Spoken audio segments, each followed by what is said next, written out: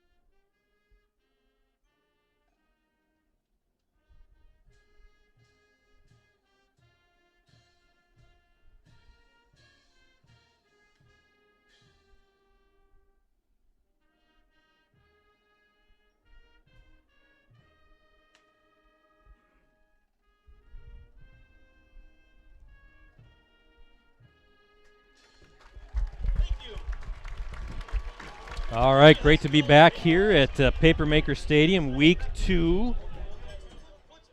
And I want to thank Ryan McGinnis, the athletic director here, and the staff, of course, at Kimberly High School for always rolling out the red carpet, not to mention our friend Chris Learman over at Bayport. Yes.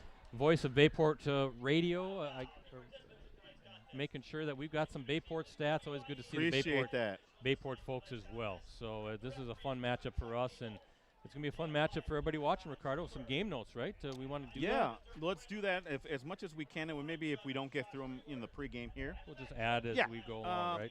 Well, week 2, obviously, of the high school football season. I will start off with Kimberly. Brett will follow with Bayport. Brett every week puts these together, so we appreciate that, Brett. Papermakers, they're ranked number 10 in Division I in this week's Bound Wisconsin State Coaches Poll. They're not ranked in the ESPN media poll, Brett. But they're coming off a 42-21 loss to 7th-ranked Sussex Hamilton on Friday in a non-conference season opener at Sussex.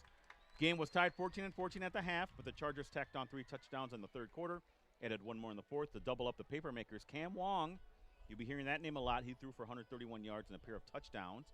That was on 14-25 passing for Kimberly. He also tossed a pick, and both of Wong's TD passes went to Noah Dorn, finished with 4 catches for 32 yards. Keegan Plow, he led the way in rushing with 84 yards on 11 carries. Maddox Hermes and Brady Bell rushed for 37 and 33 yards respectively. Bell was credited with a touchdown run. Alex Lam led all receivers, or I should say led Kimberly's receivers with 5 catches for 59 yards. Trey Eben finished with 2 catches for 21 yards. And overall, Kimberly totaled 316 yards offensively. However, the Papermakers allowed 394 yards to the Chargers, 306 of those coming through the air. Sussex Hamilton quarterback Jacob Osmanski threw for all 306 of those yards and 3 touchdowns. He was 18 of 31 passing. Osmanski also ran for a pair of scores. And defensively, Kimberly was led by Logan Clavijo. Did I say that right? Clavijo. And Reed Beck, who wound up with 7.5 and 7 tackles respectively.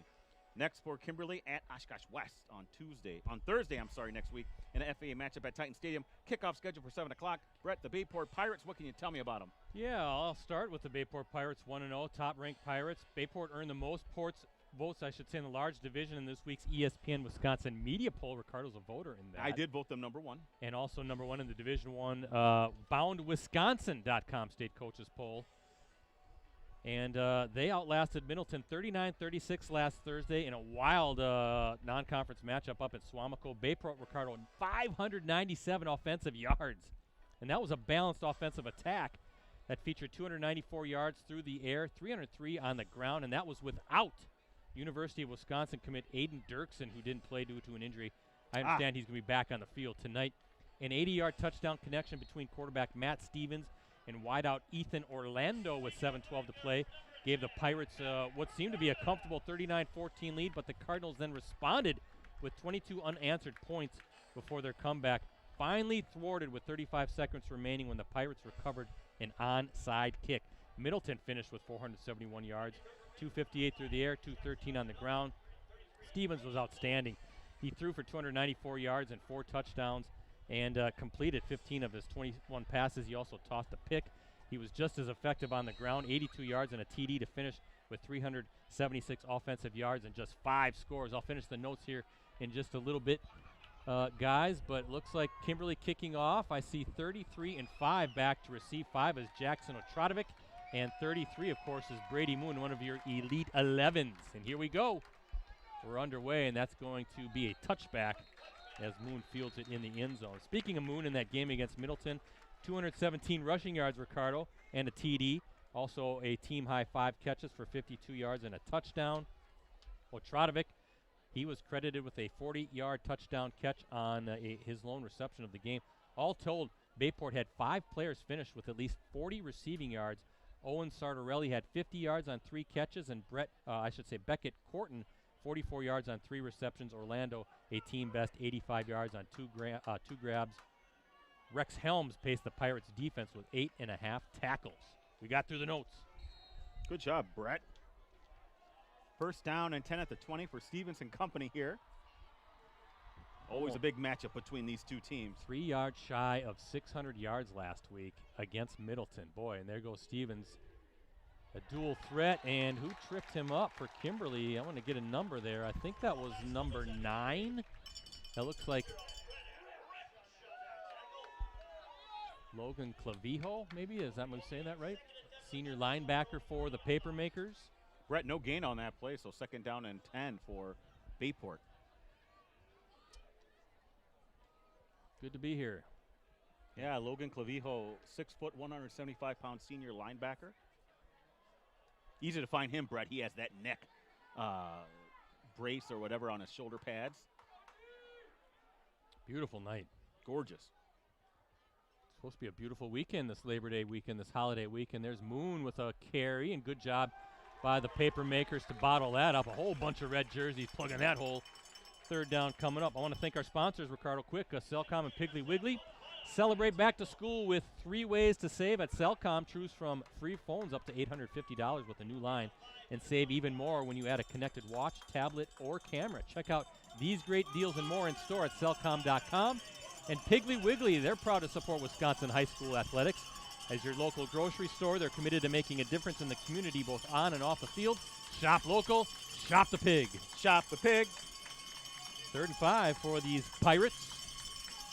As Stevens, we're going to get a look at him through the air. Nice little connection and just a nice easy catch and route, Ricardo, to Moon. That moves the chains, 1st down. Yeah, nice catch from Moon, and he can do it all as a running back. Great on the ground, can catch the ball. One of my Elite 11, Brett. Ricardo, good job by Moon, too. He knew he was going to take a lick right over the middle of the field. And did a good job holding on to that football and moving the chains. That's all Bayport wants to do. Just pick up those 1st downs and keep moving the chains and keep that offense on the field. Boy, again, you look at big old number 78 there for Bayport back on the line. That's one of your Elite 11 guys, Aiden Dirksen. Oh, a big offensive lineman going to play for the Badgers next season.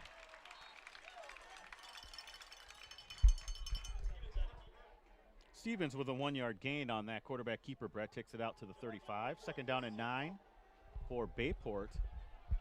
Chris Thau, the junior defensive back, number 24, tripping up Stevens. Really good-looking quarterback with a lot of experience coming back, Ricardo. You look at Matt Stevens, a senior now, but what a luxury for Steven Jorgensen to have a kid that won you a state championship, or certainly played a big role in that, coming back for another senior season, or for his senior season, I should say, is Moon now with it. Having that quarterback experience. I have another Elite 11 player, Eli Jansen, though I'm looking for him out in the field, but I don't see him. I wonder if he's possibly hurt and not playing. Number 99, right? Yeah. Oh, I see him down there. He's on the sidelines. He has his helmet on. I thought you got some binoculars. I did. Of course, I forgot to bring them again. Again, it's already week 2. I know. 3rd and 6, another 3rd down for the Pirates. 2nd time this drive as Stevens waits. And he's going to put it up in the air again, going downfield. Oh, he's got his guy. Just overshot. Oh, boy. Owen Sartorelli, he had a step or two along the near sideline, but just an overthrow, 4th down. I would imagine the punt team will be coming out. Now, if you're Bayport, you're going to keep that one in your back pocket again, Brett, because they got to like how that series or that particularly route went. Just missed on that long pass play. Number 3 for the Papermakers, Keegan Plew, back to receive this punt. Looks like Stevens, Matt Stevens, the quarterback, and now the punter. So good job by the Papermakers defense to get that high-powered Pirates offense off the field. Boy, high punt as Plew, fair catch. That's tough. Yeah, it's tough. Tough to do. That was a nice punt by Stevens. Papermakers will start on their own, 27, 28-yard line. First look at Cam Wong, Keegan Plew, Brady Bell. You can see in front of us that Kimberly defense. Some high fives going on, feeling pretty good about that first defensive set of the night.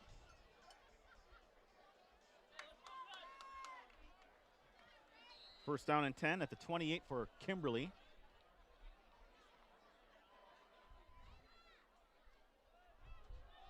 And a nice big hole up the middle for Brady Bell, the senior running back, 5'9", 190 pounds. Good job by the offensive line, Ricardo, to clear some space for Bell to pick up a nice gain there on 1st down. About, 7 yards, I want to say. 2nd and 3 coming up at the 35-yard line. Fast start for Kimberly, and you knew they were going to try to come back and start better this week, Brendan, how last week ended for them. Rare for the Papermakers to start the season 0-1. Well, it's been since 04. The last time Kimberly started a season 0-2. 2004, 21 years ago. Papermakers hoping to avoid that hole as, boy, good hard running by Keegan Plew, the 6'1", 182-pound senior running back. Getting that 1st down. Yeah, that 04, Kimberly back then opened with back-to-back losses to Appleton West, 21-7. And then Appleton North, 29-7. The Papermakers went on to finish 5-5 that season. That was Steve Jorgensen's first season at the helm. And 3 seasons later, Kimberly was celebrating its first state football title after finishing 14-0. Of course, Steve Jorgensen, now an assistant coach at Bayport, as his son Steven is the head guy. Maddox Hermes, the junior, getting a touch here. Maybe a yard. That's 21 years, Ricardo. That's a phenomenal run of not starting a season 0-2. That's crazy when you think about it. Shows you how consistent the program has been. You know, obviously we all know about the 70-game win streak under former Coach Jones, 5 championships during that streak. Yeah, I see Steve Jones over there standing next to the Ryan McGinnis, the athletic director, on the field, taking in the game tonight. As Wong now on the run. Nope, he's looking downfield. Fires a fastball. Good, strong throw. That's number 1, Alex Lam, the senior wideout. Ricardo, already we've seen Brady Bell, Keegan Pluk, Lam there, and Hermes, different guys getting touches, getting different guys involved early in this one. Yeah, and there you see a little bit of Wong, what he can bring for you, Brett. He's very fleet of foot. He knows the offense. He knows where guys are going to be. And I think we kind of underestimated. I did, actually. I didn't know he had that kind of a fastball. That was a good arm, right? Good. Hard throw. First down, and Kimberly now in Bayport territory at the 49. Wong waiting for it. He's going to look to his left, slings it. That's number 14, Dre Eben, a senior wideout. And I think that, well, let's see where they mark it. It's going to be close. And that's another first down toss. I like the decisiveness, Ricardo. Good route, finding the kind of the soft area of that defense, and good decision by a confident decision by the quarterback there just to kind of step into that throw. And again, another fastball to Lam for the first down. Plu. Nice. Plu. Boy, strong, violent running by Plu, and it could be yet another first down. Yep, chains move again. Ball at the 29. Kimberly looking very, very confident here on this opening drive. 2 carries, 15 yards already for Plu, Brett. Love these opening games, right? Last week we saw Nina Muskego, Classic 8 versus the FVA. Appleton North doing the same with McWanago last week. The FVA winning both of those games. Now tonight you see 2 of the premier programs here in Northeast Wisconsin and in the state. Bayport and Kimberly going at it. Ooh. Look at that toss. Oh, nice throw to number 6. Another one, Brian Buchanan, the senior tight end. 6'4", 240 pounds, Ricardo. Good throw. Gotta love if you're Coach Makowitz of what you're seeing here from Wong. Wong looks very comfortable, Brett. Sure does. And I like that play design, Ricardo. Kind of everybody crashing to the right, little misdirection. Floating it to the left. I shouldn't say floating it. That was a nice fastball again from the quarterback. What are they pointing at the 11 or 12? That's going to be at the 11, and now we have a flag. What do we have here? Oh, good to have the referee mic'd tonight, so illegal substitution will back up the Papermakers 5 yards.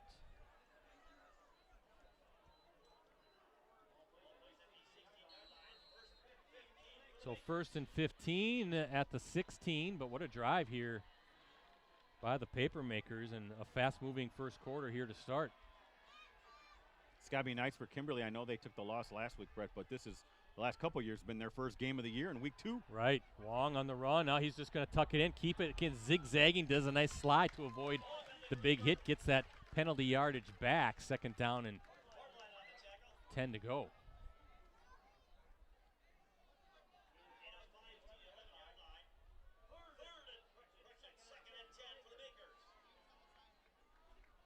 Can they still get a first down, Brett? Yeah, right at the 1. Okay.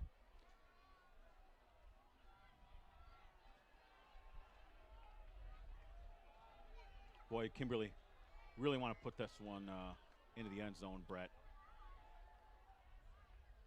This time a direct snap. This is number 10. That Hermes looking for a seam, and he's in. Nope, they say he stepped out, Ricardo, at the 4. Okay. But a direct snap to Maddox Hermes. Well, he is listed at quarterback, too, so he has that threat of being able to throw it as well. So looked like he scored, instead stepped out at the 4. 3rd and 3. Yeah, you can still get the first down at the 1.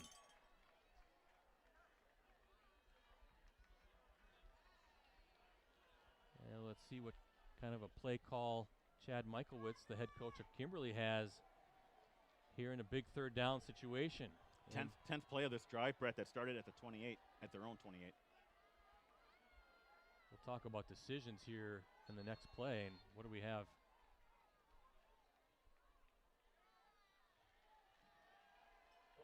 Delay of game on Kimberly. So 2 big penalties, Ricardo. Pre-snap stuff. Illegal substitution, and now the delay of game backs up the Papermakers 5 yards. That's tough. Those are the kind of things that short-circuit the drives, Brett. You don't want to come away with 3 when you're in position to get 7.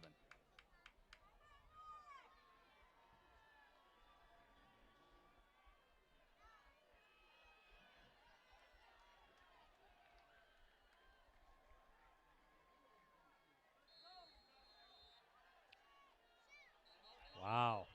Now what? Boy, oh boy. Timeout. So some confusion here. And Kimberly going to have to burn a timeout. A little disarray right now for the Papermakers. That's too bad because the drive has been very efficient, very consistent. Again, this upcoming play is the 10th of the drive. Brett, I got to pay attention to the YouTube channel. Make sure I'm trying to find some scores, things like that. Talking about quarterback Cam Long for the Papermakers, coming off a season in which he threw for 176 yards and 2 touchdowns on 14 of 16 passing, appeared in 4 games, backed up Braden Ellefson, also an outstanding linebacker, multi-sport athlete here at Kimberly. Ellefson now playing collegiate football, Ricardo, at Eau Claire. And if Braden's listening in tonight.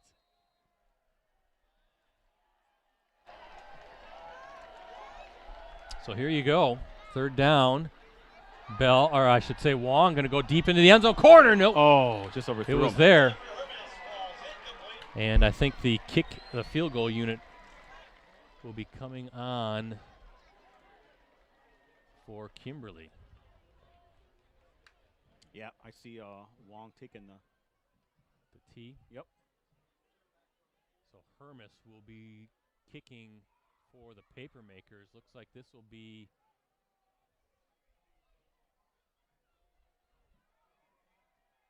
a 26-yard field goal attempt.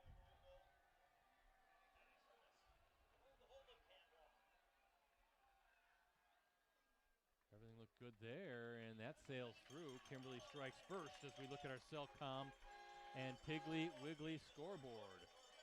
26-yard field goal by Maddox Hermes. Could have been more, though. A couple pre-snap penalties, Ricardo. Always tough. Those are going to really eat at Coach when he's looking at the film the next day. And, well, actually, I'm sure he'll talk about it at halftime as well.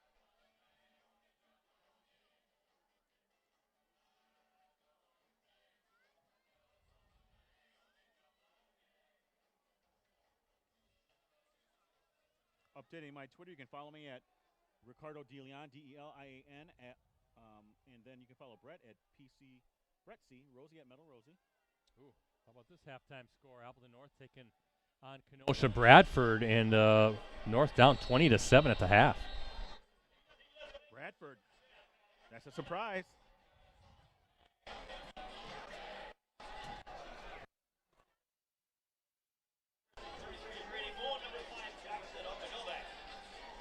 That's a tough opening 2 weeks, right? You're taking on McQuantico on the road, then Kenosha Bradford on the road, and then next week, Appleton North goes on the road to take on Fond du Lac.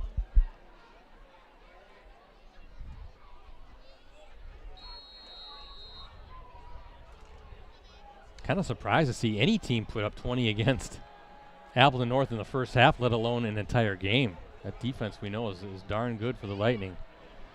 Team that will be in contention for the Fox Valley Association Championship, but long way to go here. Boy, big booming kick. That's going to sail into the end zone again. Hermes with a big leg, and that's a weapon for Kimberly, Ricardo, when you got a kid that has a leg like that. Certainly is, and usually don't see that kind of proficiency at the high school level, Brett. And you don't want to see Brady Moon if you're Kimberly taking one, and, you know, with his speed, he's a home run threat every time he touches that ball. So let's see how Bayport does here. Second offensive series for the Pirates.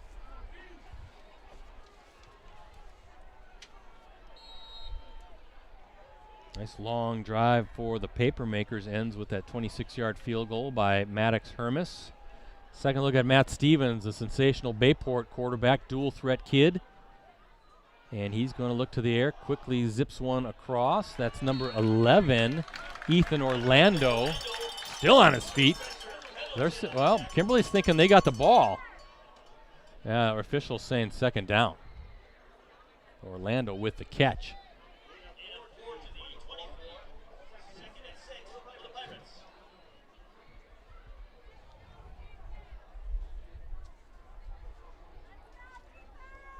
Stevens 2 for 13 for 13 yards. Second down and 6 for the Pirates. Now I see Eli Jansen out there, number 99, one of our Elite 11, Brett. You can catch that Elite 11 on postcrescent.com, Green Bay Press-Gazette.com as well. Look under the varsity tab and it should come up. And now Bayport, some stuff that they weren't happy with before the snap, so the Pirates burning a timeout. Both teams taking one here in this opening quarter. Gives me a chance to kind of talk about Brad Stevens, not the basketball coach. Yeah. Matt Stevens, the Bayport quarterback. Boy, he's coming off an outstanding junior season. Just looking at his stats right here, throwing for 2,148 yards and 27 touchdowns, completing 68% of his passes. He only tossed 5 picks in 212 attempts. And then he finished second on the team in rushing last season, 775 yards and 6 TDs, averaging 6.2 yards per attempt. All told, Stevens accounted for nearly 3,000 yards of offense for the Pirates, 2,923 yards. He's an outstanding quarterback, outstanding athlete, and again, just a luxury for Steven Jorgensen to have this kid back for another season. That is, good run out here, number 5, Jackson Atrodovic, the junior running back, and that should be a first down, move the chains. Bayport comes into tonight riding a 7-game winning streak that dates back to last season. The Pirates, of course, 12-2 overall last season, earning their first state football title in program history when they took down Muskego 25-18 in the Division I championship game. You were there for that, weren't you? I was not. Oh, you weren't there that day? No. Scott Vency, that was his baby. Green Bay Press-Gazette colleague. Stevens, little fake handoff, but fumbled. He did fumble, but he got it back. And a flag on top of that. Let's see what this is. Saw the ball. I was watching the play through my binoculars. Saw it bounce off the turf, looked like back right into Stevens' hands. But don't know what the flag is for unless they're going to call a hold on this.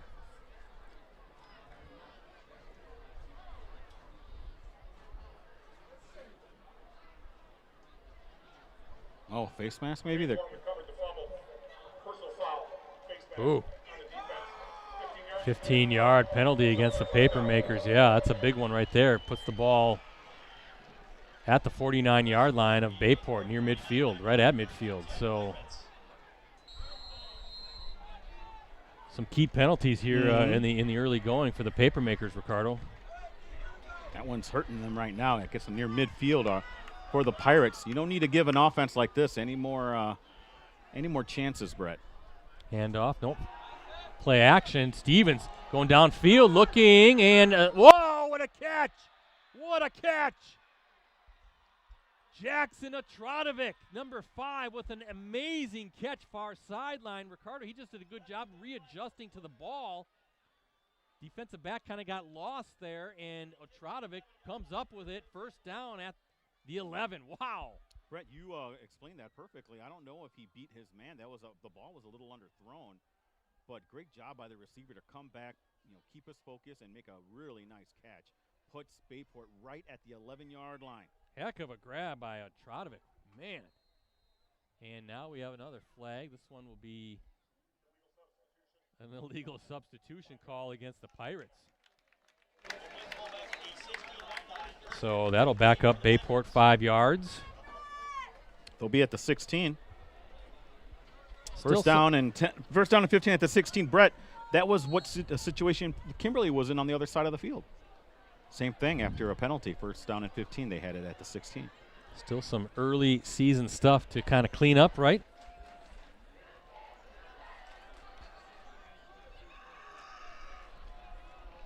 A lot of weapons on both of these offenses that we've seen so far. Stevens waiting for the snap, 1st and 15 as he looks towards Moon. Throws what on the run. Oh, nice job by, that's number 22, the defensive back, Jackson Lawson, a senior. Ricardo getting his hand on there, knocking it down, because if he's not there, that could be a touchdown. Looked like that was a pinpoint pass. I was going to say, a good pass, good location for Stevens, kind of putting it where only his receiver could get it, but good play defensively by the Papermakers. You're going to need a couple more here, Brett. 2nd down, 15 at the 16.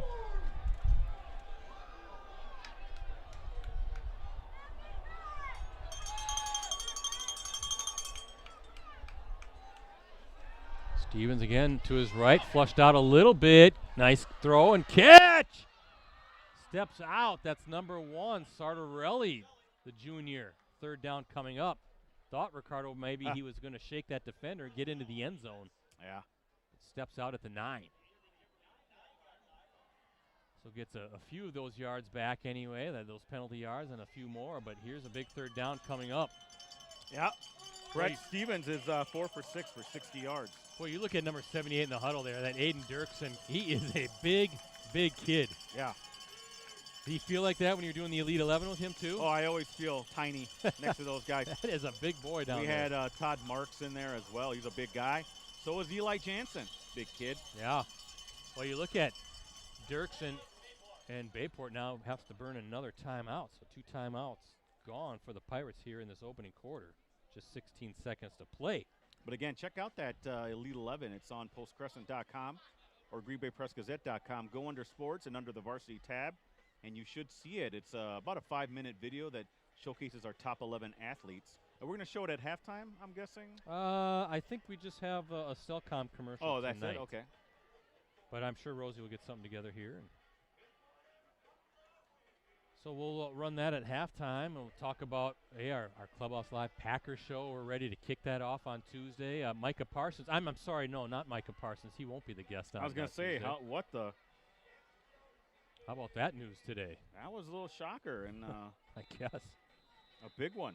2 first rounds and Kenny Clark for Micah Parsons. Hate to see Kenny Clark go. Yeah, Kenny Clark's our buddy. Big friend of our show, yeah. Third down. Yeah, 3rd down and 8, Brett. I wonder if this is 4-down territory, depending on how many yards they get here. We'll see what happens as Stevens waits for the snap. Again, looking to his right. No, he's going to try to circle back left. Nobody Nothing there. And almost brought down. Stevens fighting his way forward, but good job by that Kimberly defense not to get lulled on that. Reed Beck, the junior linebacker, number 51, doing a good job of applying that backside pressure.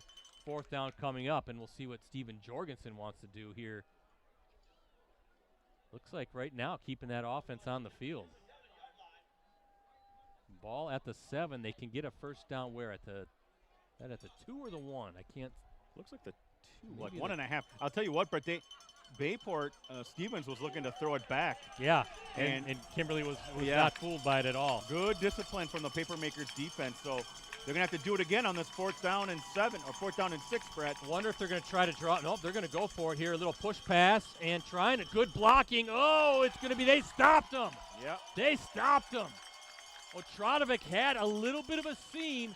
There was some blocking there, but good job to fill that gap by that Papermakers defense. And Otradovic and the Pirates stopped short of that first down. Turnover and downs. I thought he was going to get it. Brett, the much maligned Kimberly defense gave up, 42 points last week? They're playing extremely well tonight. How long was that Bayport reception to? I had it for, where do I have it right in here? 40 yards? 40? Yep. Our colleague, Dan Powers, he's shooting the game here tonight, photo gallery, later tonight on postcrescent.com, greenbaypressgazette.com. He was texting me as he's trying to, I think, fill those photo captions right away. Right. He must have got a good shot. Yeah. So here we go. Long field handoff. That is, nothing there. I don't think he's in the end zone. Bayport thinks they have a safety. Who ran that? That was number 3, Keegan Plube. I'm trying to see who got that stop. Was that number 7, Cole Bartline, the junior linebacker? But lost a little bit there on that game, or that run. And that ends the first quarter. As we look at our Cellcom and Piggly Wiggly scoreboards, Kimberly up 3-zip in this fantastic non-conference matchup, week 2. Number 1, Bayport. Number 10, Kimberly. Brett, can I do it? Shop the pig. Do it. Yes.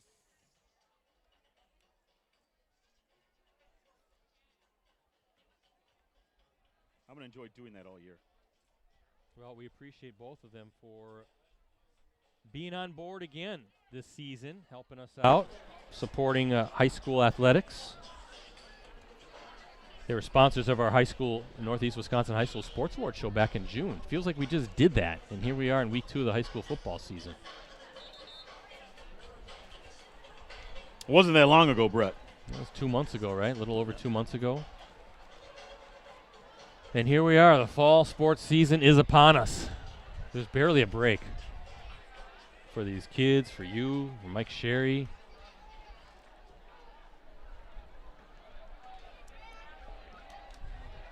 Well, second down, ball will be at the 1, huh? Second and 14 is what they're saying on the scoreboard. Yeah, maybe at the 2. As Wong, he's going to go deep downfield. Petrovic, the defensive back there for Bayport, Alex Lam, the intended receiver. Boy, this is a big spot for this Bayport defense, Ricardo. You shut down Kimberly, but you're going to have fantastic field position. And mind you, they still got to get the punt off. Right. Yeah, that punt will be coming to the back of the end zone. Let's see if Kimberly, at the very least, can kind of give itself some room to maneuver if they do have the punt. So third down and 14 coming up for Kimberly here. Deep in its own territory. Again, going downfield, looking for Lam. And what a catch! What a throw, what a catch! On the near sideline in front of that Kimberly bench, and over the shoulder grab by Lam. Good coverage by Trotovic again, running basically that same play, it looked like, Ricardo. And how about Wong dropping that football right in Lam's hands? Brett, they liked it so much they ran it again. Boy, that's a backbreaker for that Bayport defense. Really had Kimberly pinned deep. Keeps this drive going, Brett. Again, this started, where was it at? The 5, but then obviously there was a loss of yardage on that first play. And to go from the 1 to the 30, backbreaking if you're the Bayport defense. Good confidence by Wong in there. He's going to go deep downfield again, looking for Lam. They're going to call a penalty on that. No? Okay. You can hear the Kimberly fans. They're standing up. They want to see a flag. They said just some incidental contact. A little hand jockey. Little hand fighting, right? yeah. There's nothing wrong with that. That's just two good players, Trotovic and Lam, going at it. That's the 3rd straight time now. They're trying to hit that route along the near sideline. Well, Lam is 6'4", 185 pounds, Brett. He's got that height advantage. Plu. Ooh, some hard hitting there. Not much for Plu. Third down coming up. Didn't Lam, do you have a sister that Abby Lam, she was a volleyball player? Or? No, she was a soccer player. Soccer plays player, at that's UWGB. Right. That's and right. Abby, if you're listening to this, good luck at Green Bay. We're all behind you. Yeah. She was a heck of a player. Helped them get down to the state tournament. She was on that team with Emily McCarthy, Senna. Oh, sure. Oh, I forgot her last name. Senna Haynes, maybe? Second down and 10, is it? Third down. Third down. Play fake. Lam, he's trying to set up a screen. Oh, wow. Brady Bell has it. Zigging and zagging his way, and it's going to be a first down. You got it. Nice little play call to set up that screen, but Ricardo is really Bell doing most of the work on that. Just little juke here, little hesitation there, and just gets enough to move the chains. First down for Kimberly. Another third down conversion keeps this Papermaker's offense on the field. Wow. That just hurts if you're Bayport's defense. Right. They had him stopped. Wow. Wong waiting for it again. And this time it's Plu looking for some running room. Boy, good job by Bayport bottling that up. They do.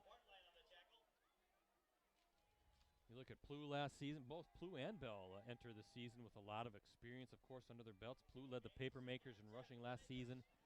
743 yards and 10 touchdowns. He averaged 8.3 yards per carry. Remember, he assumed that #1 spot on the depth chart after Marcus Doucette was lost for most of the season with a broken collarbone he suffered in Week 2 against Bayport. Doucette was able to come back at the end of the season.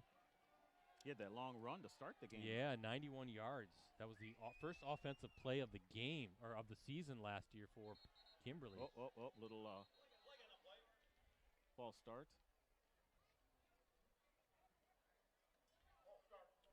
Meanwhile, you look at Bell. He finished third on the team last season in rushing, 345 yards, 8 TDs, averaging 5.1 yards per carry. So it's a nice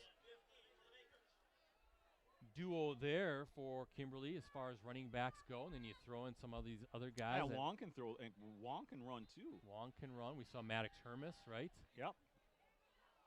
So definitely some weapons as we get to know. Well, you did it. You did a story to preview on Kimberly, Nina, and Kakana, the 3 tri-champs last year of the FBA. Some new looks to these guys, right? Some transition. This time it's Hermes. Ooh, he's got some little burst there. Whoa, good hard run. Kind of flipped over, but gets that yardage back and more from the penalty. Third down coming up now for Kimberly. 3rd and 7. 7-yard gain there from Hermes. So Hermes has a couple carries for 14 yards. 3rd and 8, they're going to call it, I guess, officially. Okay. I think it's a long 7, but all right.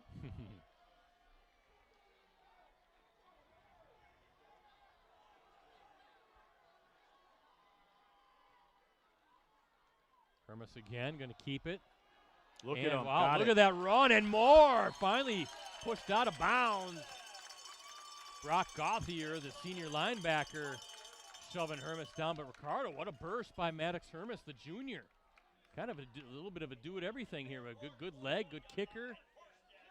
Listed as quarterback, so you know he can chuck it if need be, but showing some good speed with his legs as well. First down run. Another 3rd down conversion on this drive. 15-yard run, Brett, so he's had runs of 7, 7, and 15. 3 carries, 29 yards for Hermes. Long drive, both in yards and on the clock. Little toss to Plu, cuts it back inside. Good job planting that outside foot, seeing the lane, good vision, and a good run here on first down by Plu. Mark this at the 36. We'll call it 5 yards. 2nd down and 5. 6 carries, 21 yards for Plu.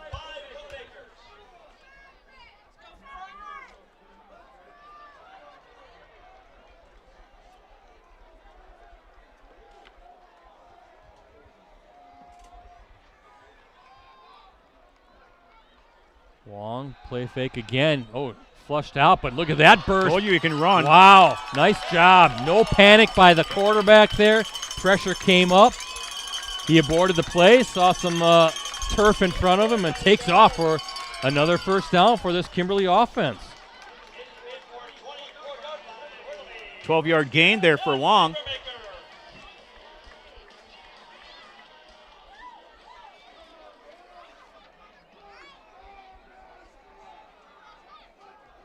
Kimberly run game very consistent with several players. Wong again, looking downfield. Oh, who's got it? Who's got it? Oh, my goodness. Ryan Buchanan again, the senior tight end, wrestling with the defender. Strong hands by Buchanan and a tough catch with the defender right on him. He needed those strong hands. That was, yeah, nearly taken away from him.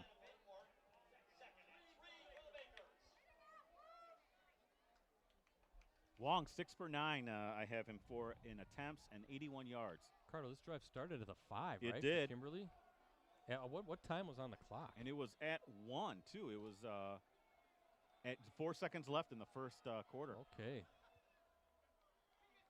This time, direct snap to Hermes again. Wow. Wow, what a run, and he's in! How many yards is that one? I had it for 18. 18-yard run for Hermes. first touchdown of the game. Kimberly now a 2-score lead.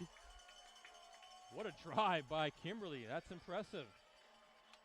I'm really impressed with how the Papermakers have shrugged off that loss in week 1, Brett. They look confident, efficient. Sure Other than a few penalties here and there, they've cut down on the mistakes. Again, Hermes showing those wheels. Now he's out to kick the extra point and showing off a little bit of everything tonight. That sails through, and as we look at our Cellcom and Piggly Wiggly scoreboard with 6:39 to play here in the second quarter, Kimberly with a 10-0 lead. Ricardo, Hermes has done all the scoring. Touchdown, field goal, now the PAT. Remember how this started? They were able to turn over on downs, the Bayport offense, Brett, that got it all the way down inside the 5, or inside the 10, I should say, and then they were able to work all the way back the other way and get that touchdown. The Diesel is what Hermes is called. That's his nickname, the Diesel. Diesel. Yeah, how many, well, I'll let you add that up, how long that drive was. Well, I mean, it's 99 yards. I'll tell you how many plays. Well, it started at the 5, right? So. Well, I guess, but it's still 99 yards because he lost yardage, right? It still covered 99 yards. Am I right? Well. Do you still count that? I would say now I have a stat question. I would start it at the 5. Well, either way, 95 yards on 13 plays. 13 plays, 95 yards. And you're right, they went 99 after that 4-yard loss. And a number of like at least 3 third-down conversions on that drive as well. So 10-0, Kimberly on top. Top-ranked Bayport. Looking to respond here. And you know, with this big leg that Hermes has, it's going to be a lot of long fields, Ricardo, for Bayport on these kickoffs. No wind to speak of tonight. Real calm evening.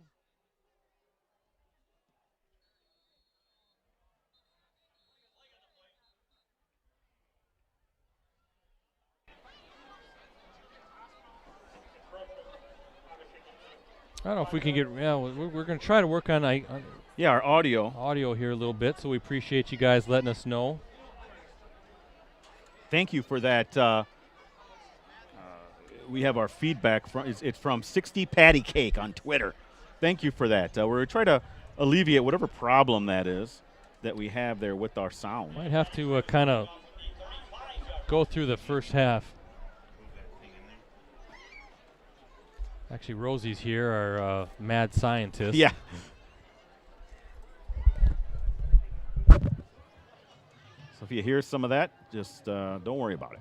There you go, Rosie.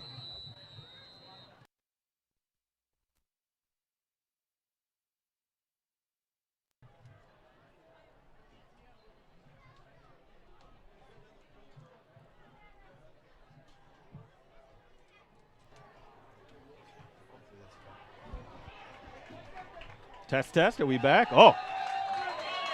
Touchback there for Bayport. Long kick from Hermes. Hopefully that solves our little volume problems. I think it's Mr. Dempsey out there. If you want to let me know how we sound, Steve Dempsey, we'd appreciate it. Maybe like left, right, but that's normal. All right. 1st and 10 at the 20. Ricardo, you see me? I was doing some camera work there. You were? I had a Oh, great work. I didn't even notice that. Rosie had to hop in and help out with the audio here a little bit. So you were a camera boy. I thought we don't want to miss that touchback. Dempsey says it sounds great. Thank you, Steve. We appreciate it. Well, Rosie did a little bit of a switch. We were having a little bit of a short, I guess, on one of our pieces of equipment. But Matt Stevens now. This is a big drive for Bayport. I think it is as well, Brett. Nice first play off that drive. Takes it past the 30. Well, I got to mark it right at the 30, I think.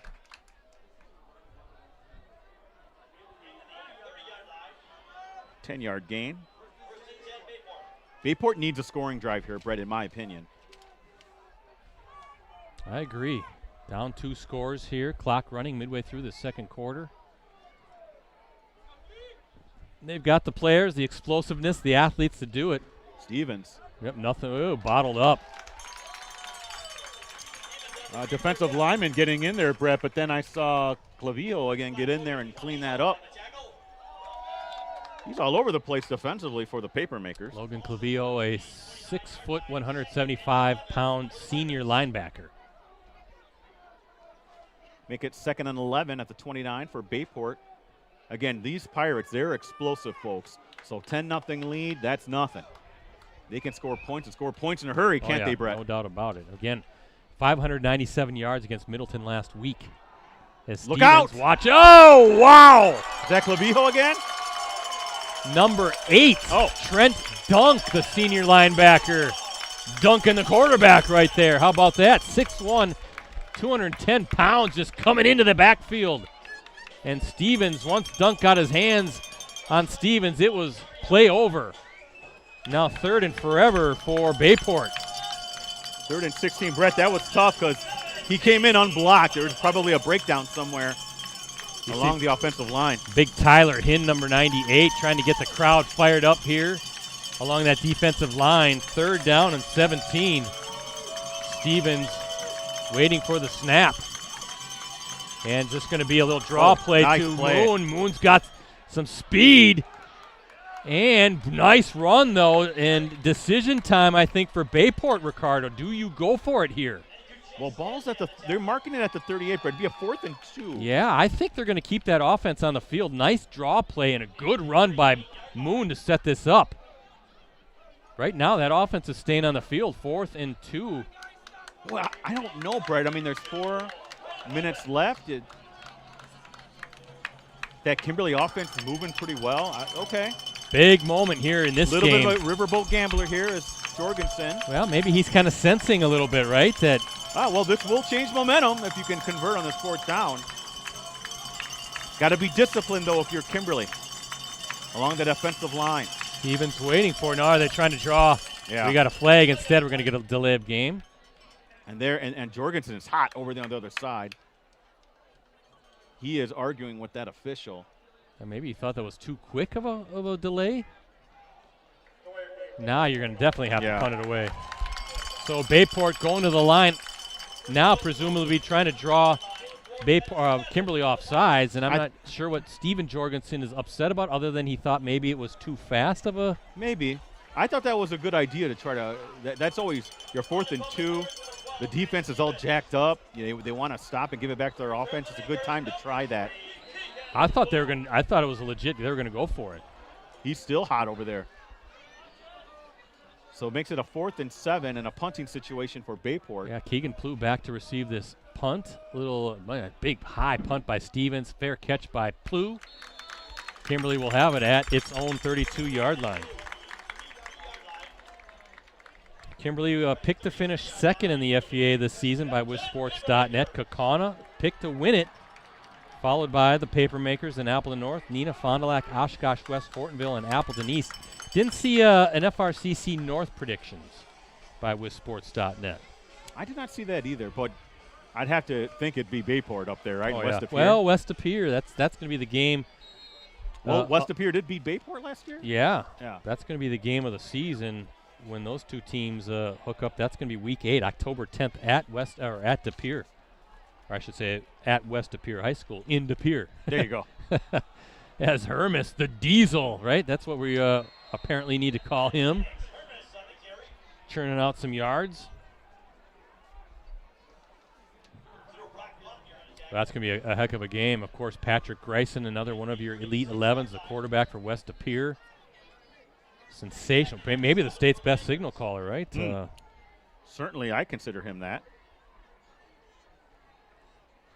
A lot of talent on this field and in Northeast Wisconsin. We'll kind of run down some of these standouts and where they're going. Some guys that are on your Elite 11 as the game goes on. 2nd down. Boy, this is kind of a big moment again for this Bayport defense. Boy, going deep downfield and double coverage, and it's intercepted. Oh, it is. What a pick. That's number 23, Rex Helms, the defensive back, the junior. Good hands, Ricardo, with some traffic there, especially coming down to the turf. First turnover, Bayport defense gets the stop it needs. You know, It was a bit of a dangerous pass thrown into double coverage there. Lam had to actually act like a defensive back and try to knock that out, Brett. And he did. He knocked it away, but it fell right into the hands of Helms. Good concentration from Helms, Brett, the junior. These kids are such outstanding athletes nowadays. Something? It's incredible. High school kids have come a long way, right? They have. It is incredible. Yeah.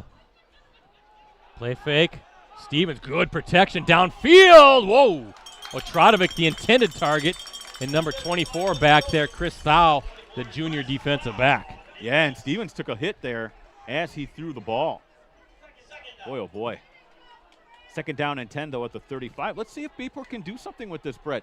You know, they're able to go down and score. Even if it's just a field goal, I think that would be good for them heading into the half. Bayport started with the ball, too, right? Yes. Yeah, so Kimberly opens the second half with the football. Moon in motion as Stevens waits for the snap. He's looking. Oh, nice play. Yeah, nice play indeed. Oh, What a hit. Wow. Wow is right. Brett, that looked like a great play. Look at that, the flow from the Kimberly defense, Brett. Was that Reed Lindenberg, number 15, Yes. the junior linebacker with a big hit? 6 foot, 188 pounds, and that was a nice. I'm telling you, from up here, that looked like that was going to go for some major yardage. I like that play design a lot, but Kimberly was ready for it, and Lindenberg was having nothing of it when it comes to that play. Let's see what Stevens can do here on 3rd down. Look in. Again, good protection. Rainbows downfield, just too far.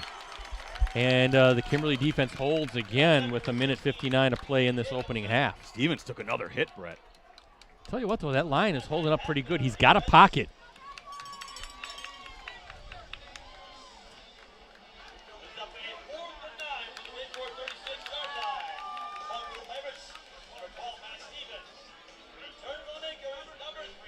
Good job by that Kimberly defense, Brett.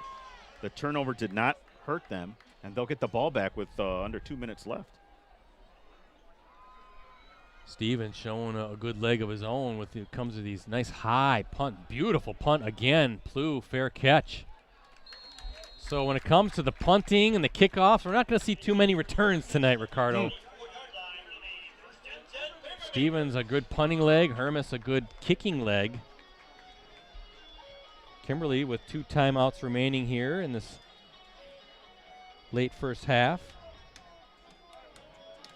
Sussex, our first last is asking, was Sussex that much better than Kimberly, or was the score a bit misleading? Well, it was tied for a while, and then the big third quarter explosion from Sussex-Hamilton, so it's tough to say. Sussex-Hamilton's a very good program, though. They are, and Kimberly going on the road for that, right, down in Sussex. Oh, do we have a standout team in Division I right now? I guess it's too early to tell. A lot of really good teams. Hermes, boy, he's been getting some good yards as Bayport bottles up Kimberly. Now I would imagine as the clock continuing to run here, Kimberly will want to play a little hurry up. Or maybe not, Ricardo. Maybe the Papermaker is very content to have a 2-score lead as we hit halftime.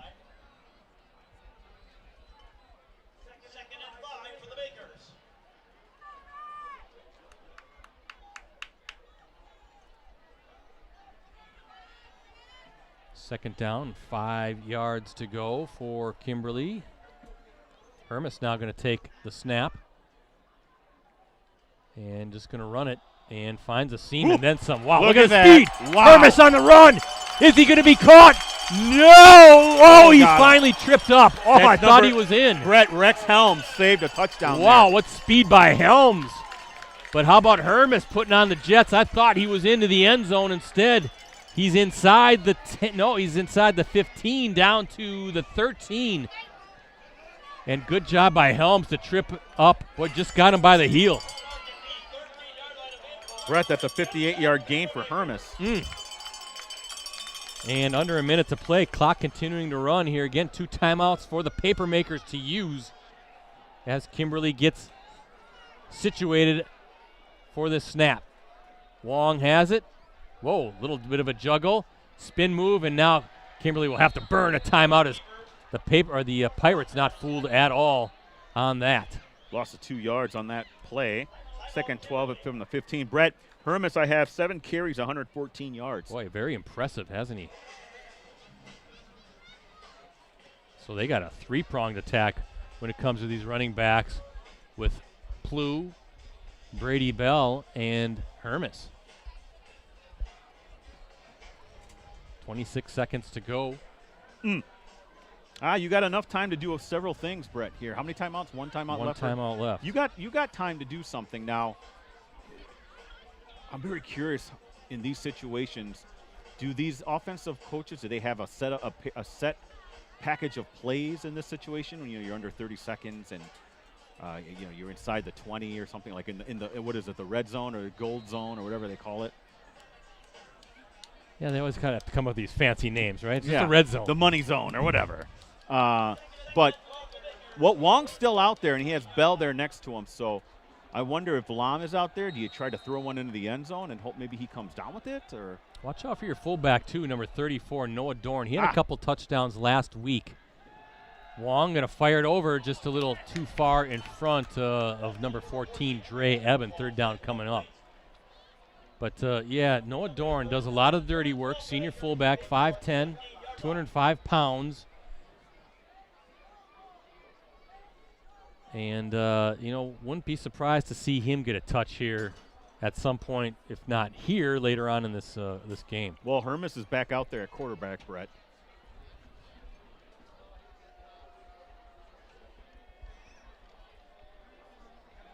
Third down, 12 from the 15 for Kimberly, trying to get some points on the board here with 23 seconds left in the first half. Hermes waiting for the snap, going to tuck it in. And, again, some good blocking up front, down to about the 7, maybe. 6-yard line. And I'm thinking Chad Michael was just going to let this clock run down. He'll take a final timeout, put that field goal unit out there, and try to get 3 more points before the half. And that's what the Papermakers will do. Final timeout with 1 second to go. So Hermes again, Ricardo. 8 carries, 123 yards for Hermes. Hermes again has accounted for all 10 points. He has a 26-yard field goal, 18-yard touchdown run, and the extra point. And now a field goal attempt coming up. Looks like this is going to be a 23-yard attempt. Okay. They'll mark it at, or they'll place the ball at the 13-yard line.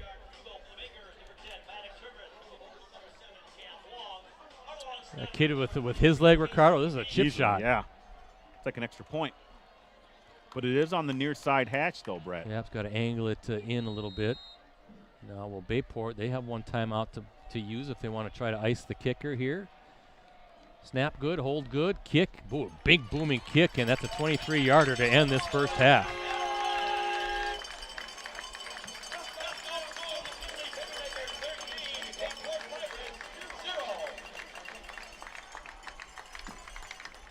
Impressive first half, indeed, for Kimberly. 23-yard field goal for Maddox Hermes as time expires in the opening half.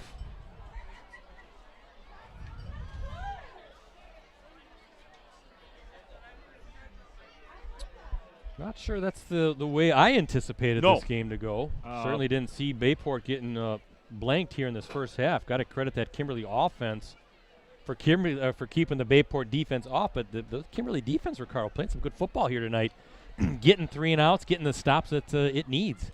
Going to talk to obviously Makowitz after this, but you got to think that they challenged that defense, right? You go to your senior defensive leader to say, let's get this back on track. 42 points. Well, even Sussex Hamilton, no disrespect to them, that's a great program. Yeah. But you still 42 points, that you can't have that. Right. You can't have that.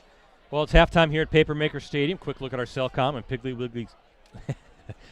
Wiggly scoreboard. There we go. Shop the pig. Shows the Papermakers leading the Pirates 13-0 here at the half. We'll talk more about tonight's game and everything we have coming up digitally at USA Today Network Wisconsin after this short break. From the moment we get up, technology is at work in our world. That's why Cellcom built a network to support big moments and small victories. It's technology with a heartbeat.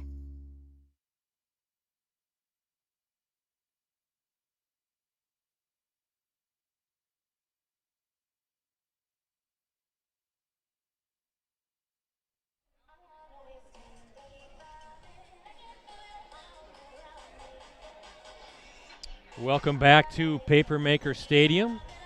And again, as we look at our Cellcom and Piggly Wiggly scoreboard, Kimberly on top 13-0 here in this Week 2 matchup between the top-ranked Bayport Pirates, the 10th-ranked Kimberly Papermakers. Tell you what, let's take a little bit of a breather, Ricardo. I'll let you do some stats. Let's get the dance team out there Sure. some love, and you can check out their dance routine here at halftime before we talk more about tonight's game. And again, some of the things we have coming up, including the season premiere of Clubhouse Live.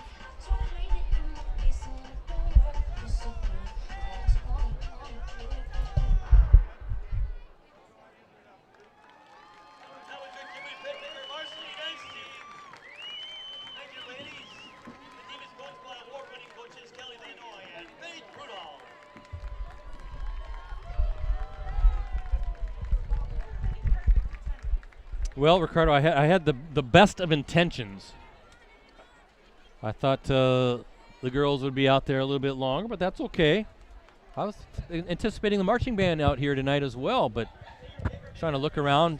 Going to give the band some love here, not only tonight but this season. But well, I guess some first half thoughts on this one. 13-zip, Kimberly with the lead. A couple numbers, a couple stats, I should say, really jump out on the paper from the paper for me, Brett.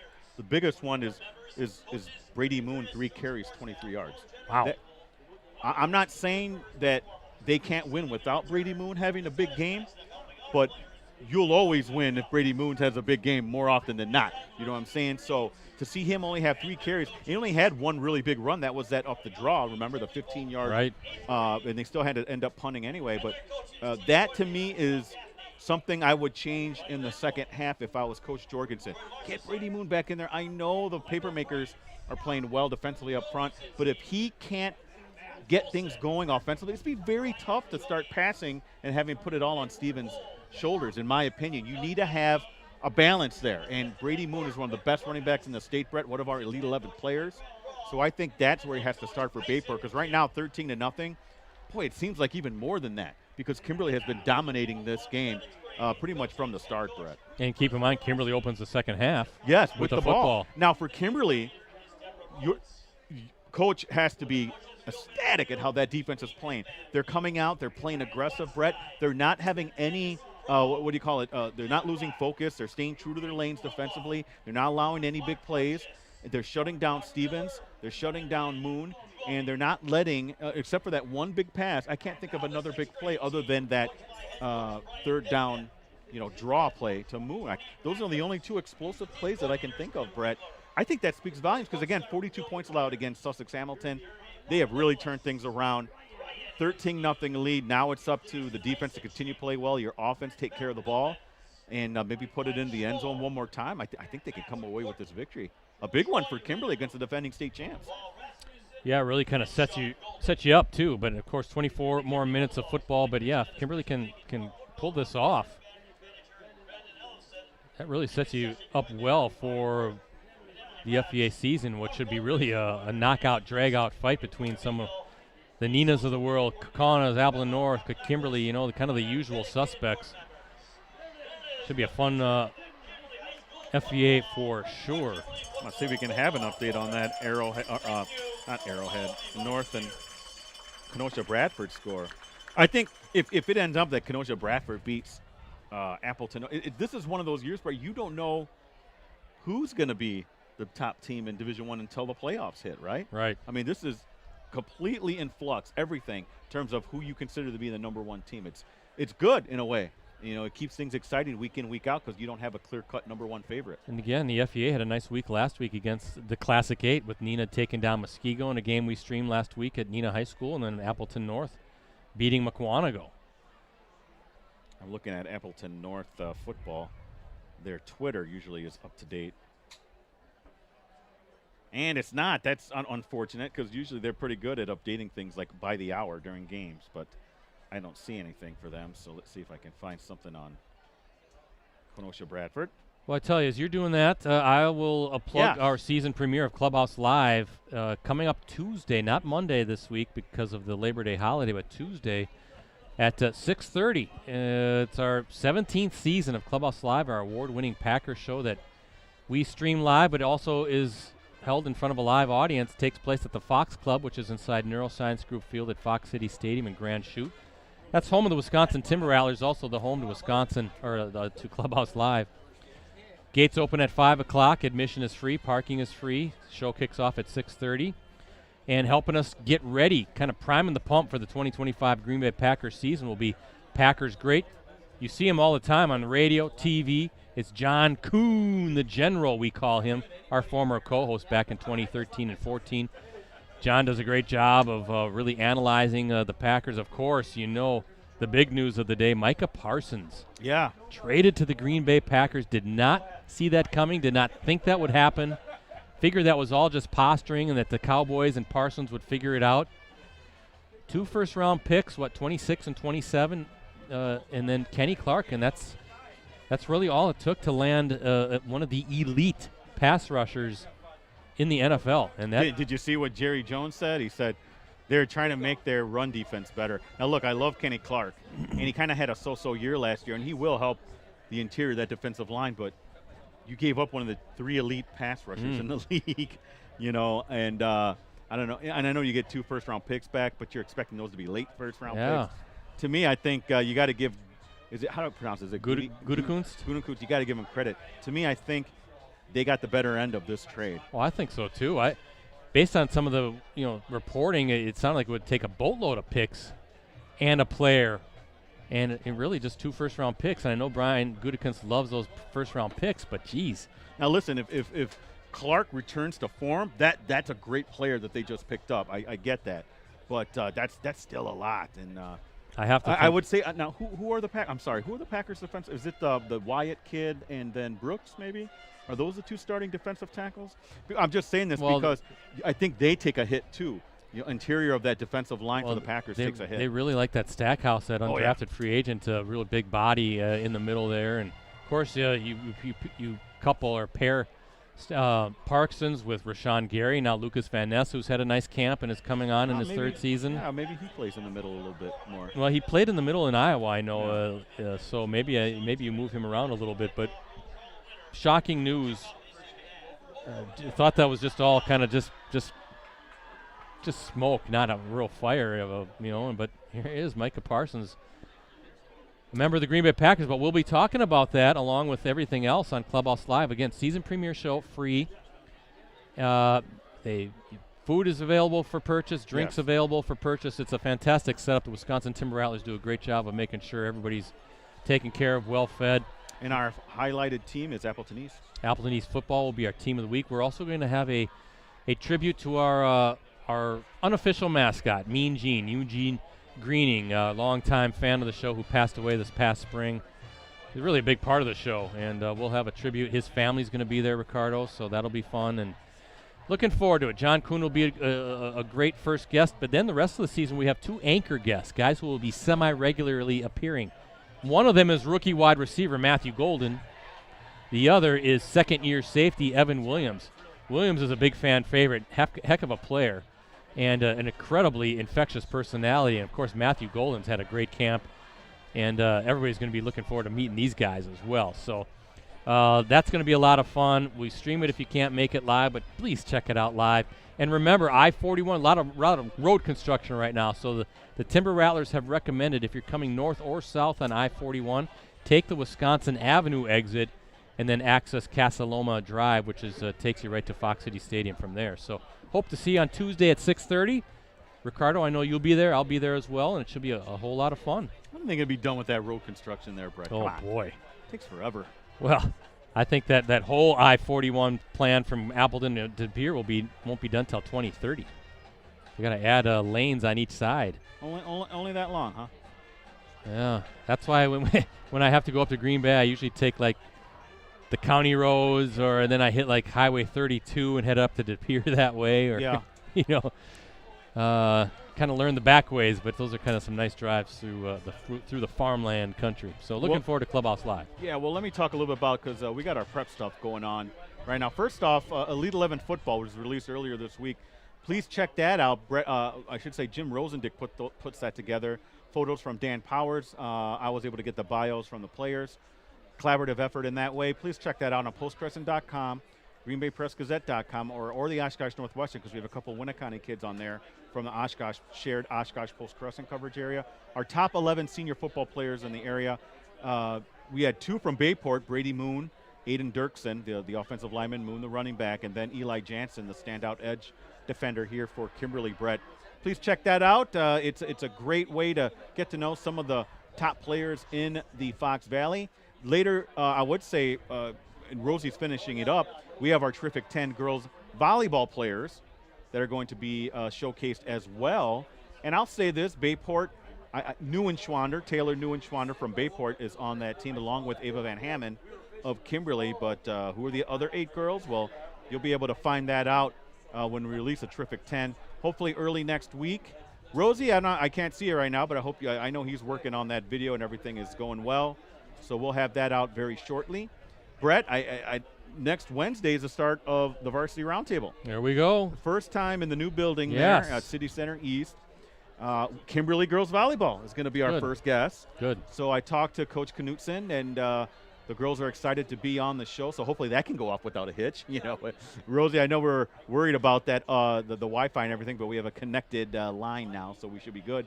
But that starts off. How many years has the Roundtable been? Well, this is Clubhouse Live is 17 seasons. This is our 18th season of streaming high school football so it's around games. that time. Yeah. It's around. It's more than 15 years. So, the Roundtable. It's the only online high school sports talk show in the state. We're going to have Bayport girls volleyball on there probably sometime. Their new coach and everything. Maybe some of the football teams as well. So be sure to check that out every Wednesday, 7 o'clock on postcrescent.com, or if we're featuring a Green Bay team, it'll be on postcrescent.com and greenbaypressgazette.com. Maybe even Oshkosh team, then it's the northwestern.com. So that's what we got coming up on the Varsity Roundtable, Brett. Looking forward to that. And then we're back in going. I know we did a 920 Sports podcast a couple weeks ago. Yes, and we picked Appleton North to win it. To win the FVA, so hopefully they can make us look smart.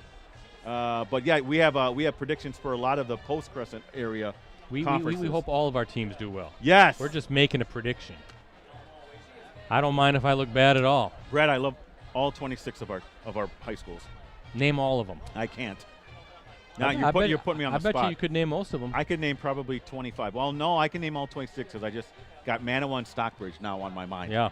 So I think that I'll be able to do it. But I'm not going to do it now and embarrass myself. Oh, you know what else I forgot to mention, Brett? Our coverage. So I'll have something on this game tomorrow morning. You should be able to go online, postcrescent.com, and check this out. Then I'll have some added coverage of the games from Friday night on Saturday, Brett. But look for those in the Post Crescent paper on Sunday and Monday, those recaps, I guess, from me.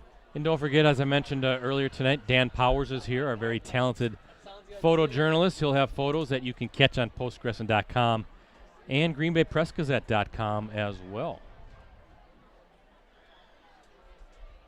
See if we can get Dan Powers on camera somewhere. Dandy Dan. I think there he is. Rosie's going to get him on. There he is, Dan the man.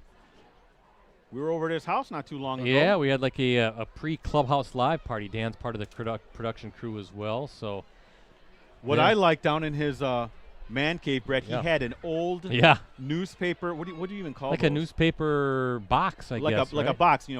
For those of you who are the younger generation, you may not know this, but newspapers used to be sold like in containers along the streets. Yeah, along the streets, you'd put in like 50 cents or whatever it was, and then you'd open it and pull out usually just one paper. Yeah. But so he has one of those Post Crescent devices in his man cave. I thought it was pretty cool. Yeah, I'm jealous. I wish I had one of those. Actually, when we moved from the old Post Crescent building, which was now they were just sitting apartments, out there. They had they didn't have one newspaper stands like as nice as Dan Powers had. His was like black, really pristine condition, but they had some older looking ones. And I know our colleague Duke Benke, who does a lot of news side stuff, veteran reporter, excellent reporter. He told me once a number of years ago that he picked one of those up for his house, and I always regretted it. It's like, I should have grabbed one, thrown it in the truck or whatever, and taken it home, and could have had it in my basement. But oh well, too late now. People are probably thinking, what are you talking about, Ricardo? What are you saying? What are those are called? Like rotary phones that we remember back in the day. What, a newspaper? What's that? You hold it in your hand? What? Like sheets of paper? You would buy it in a box. They would actually deliver it in your mailbox. Remember, yes. We would have like special newspaper cylinders or whatever that the delivery folks would put into there next to your mailbox. Wouldn't mind one of those if there's somebody that has an old Post Crescent. Maybe like the Post Crescent used to have a Packer mailbox, Packer newspaper boxes that said "Go Pack Go" on it. Brett, Kenosha Bradford leads Appleton North 20-17 with 7 minutes left in the fourth. That's Kyle a good Quinn, game. thank you for that, my friend. We appreciate it. Good game there, huh? Yeah. Joban Gamer says, hey, I can't wait for Franklin to win the state championship. They just might. They're good. The Sabres are good. We were there when we saw Burkett play for them a few years ago and upset Nina there, coming all the way back. Appleton North, you're right. Yeah. Appleton North, sorry about that. Good program. That was at Titan Stadium, a state semifinal.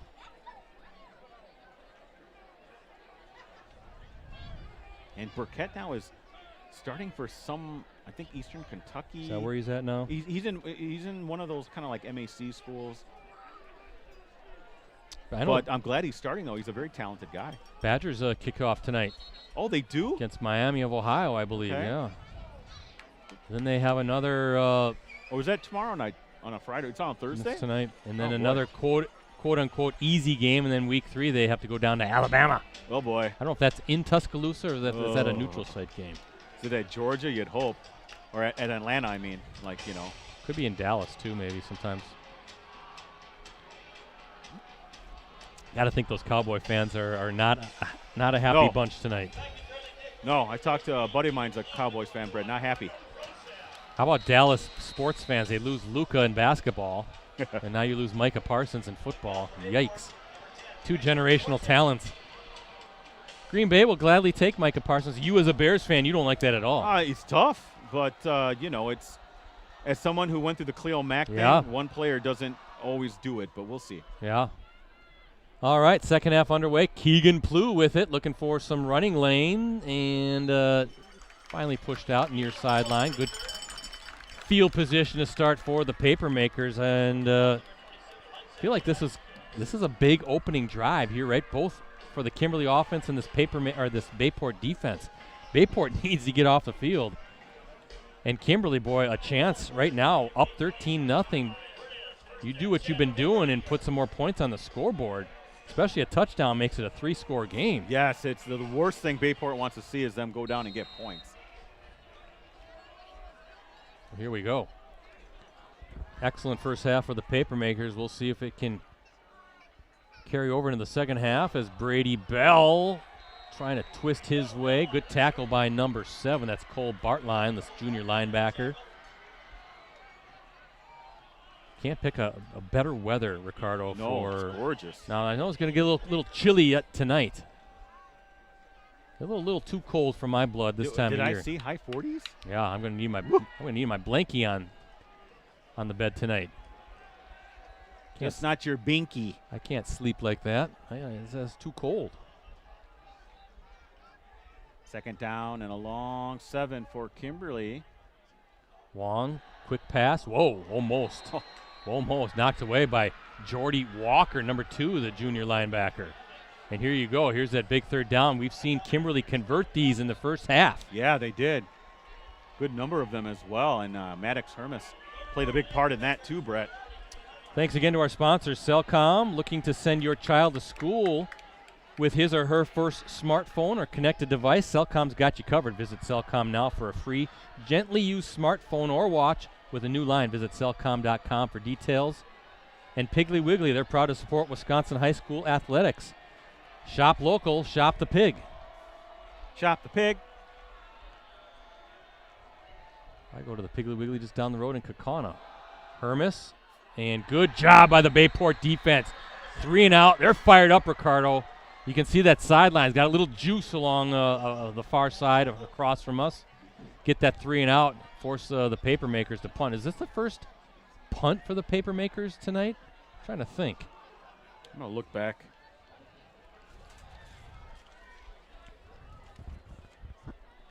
Yeah, because all their other drives ended with a point or that interception. Oh, look out. Brady Moon, yeah, takes a big bounce off the turf, but good hands by Moon to hold on to it. That could have been disastrous for Bayport. So there you go. One half has been complete as far as what Bayport needed to do. 3 and out off the field defensively. Now let's see if this offense can get going. And you mentioned it, Ricardo, at halftime. Brady Moon, right? Moon needs to get going. And I know Kimberly's defensive line is stout, and but you got to get something going with that run game.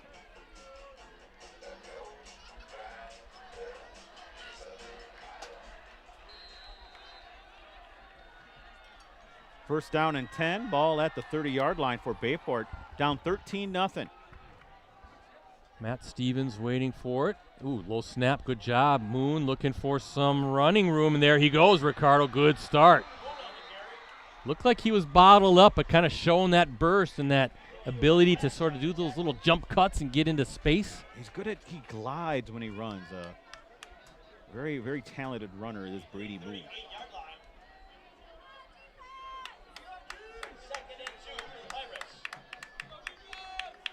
Brady Moon, 4 carries, 41 yards now. Stevens.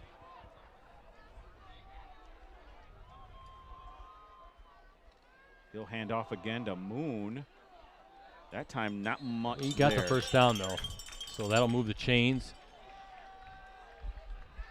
13-0 the lead for Kimberly as we look at our Cellcom Piggly Wiggly scoreboard. Week 2. You know what that means for week 3? We'll be a third of the way through the regular season already. That's right. Don't know actually what our next game of the week live stream will be. That's to be determined, but I'll make the announcement on my Twitter account, so please give me a follow at PCBrettC. It's the old TBD. Yeah, some different options, and I just kind of want to see how things play out this week. Little play fake, Stevens. Oh, he had his guy. You can't drop that. Sartorelli was there, the junior wideout. Yeah, it looked like that was a pretty good throw. Just Sartorelli couldn't corral it. And I know Owen Sartorelli is going to say, hey, I need to come up with that. And I normally do come up with that. And the defender backed off at him on the last second, Brett. That really opened up that slant. And boy, oh boy, that's a missed opportunity for Bayport, Brett. That could if you would have juked that defender, that could have gone for a long ways.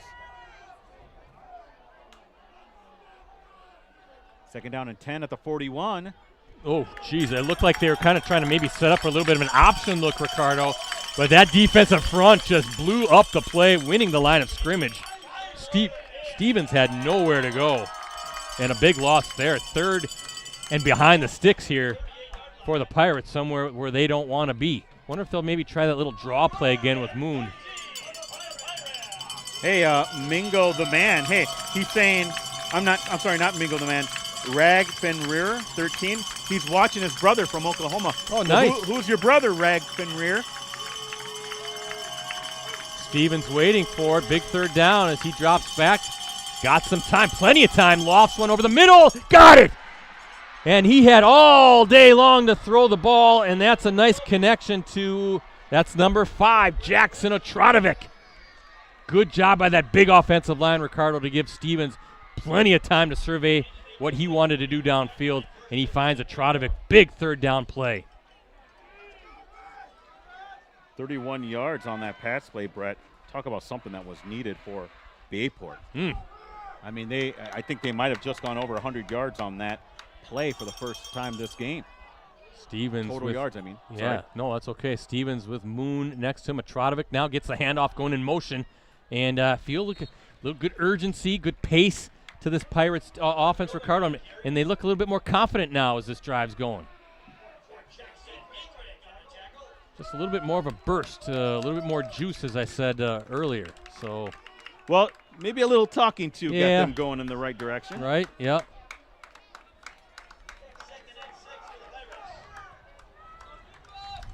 Dre Eben is his brother, Rag Fenrir from Oklahoma. All right. I wonder if is that related to Kennedy Eben? Yeah, the great soccer player. Well, Kennedy Eben was a defensive stopper for that girls basketball team here Yeah, at Kimberly. very talented athlete. She's back, too. I think she was underclassmen. Yeah, well, Emily Urban on that team as well. Of course, we're going to see Haley Doulis and Ava Van Vondren and the defending Division I state champs. Boy, they lose some good ones in Reagan Krieger and Kate McGinnis. But I know Dave Lepisto and his staff here really looking forward. I saw that they had a tweet the other day where they're already counting down. They're like, there's 2 months to go until practice starts for basketball season again. Stevens waiting for it here. Oh, got hit as he delivers it. Oh, we're going to get a flag. Looks like a defensive pass interference, Ricardo. That is the call against Kimberly. Hard to tell. That was definitely far away from us. The official right there. From here looked like just some hand jockeying, but the official said nope, too much pushing, maybe too much grabbing. And that's going to be the call against Kimberly. A big penalty and first down for the Pirates. Boy, Stevens got hit too right as he was throwing the ball. Really take it in or staying in there, focused and taking that hit. They need to score here, Brett. What do they have this at? The 12, okay. First down and 10. Moon back there with Stevens. Hand off to Moon. Finding his way. Good run near the 5. You look at Brady Moon. He's ranked 3rd among top senior running backs in the state by WisSports.net coming in. Last year, what a sensational junior year. 1,479 yards and 25 touchdowns. Also a standout defensive back, 42 tackles and a pick. 241 yards rushing in the Division I state championship game with 3 touchdowns. That included an 80-yard scoring run in the first quarter that helped Bayport knock off Muskego. There's Moon trying to get somewhere. No, guess who? Eli Jansen, Ricardo, the senior defensive end. Eli Jansen, a South Dakota commit, and comes into the season ranked as the top edge defender in the state by WisSports.net. 23 tackles, including 7 for a loss last season, 3 sacks, and a forced fumble. 7 carries, 50 yards for Brady Moon. Yeah, Brady Moon, by the way, the son of UW Green Bay athletic director Josh Moon. He was a standout prepster at Watoma and had a great collegiate football career at UW La Crosse. Nice little play, and it stopped, and they're going to be short, it looks like. Fourth down coming up, 4th and a yard maybe, Ricardo. Who was that to? 16? Is that 16? Was that Casey Jacobson, the fullback / tight end for the Pirates? So 4th and 1, here we go again. Ball at the 4. What do you do here? Just give it to Brady. That's how I would run it. Here you go. Moon's got it, and he's got the frill. Yeah, Kimberly says no. Bayport says yes. And let's see where they spot this ball. I think he got the first down.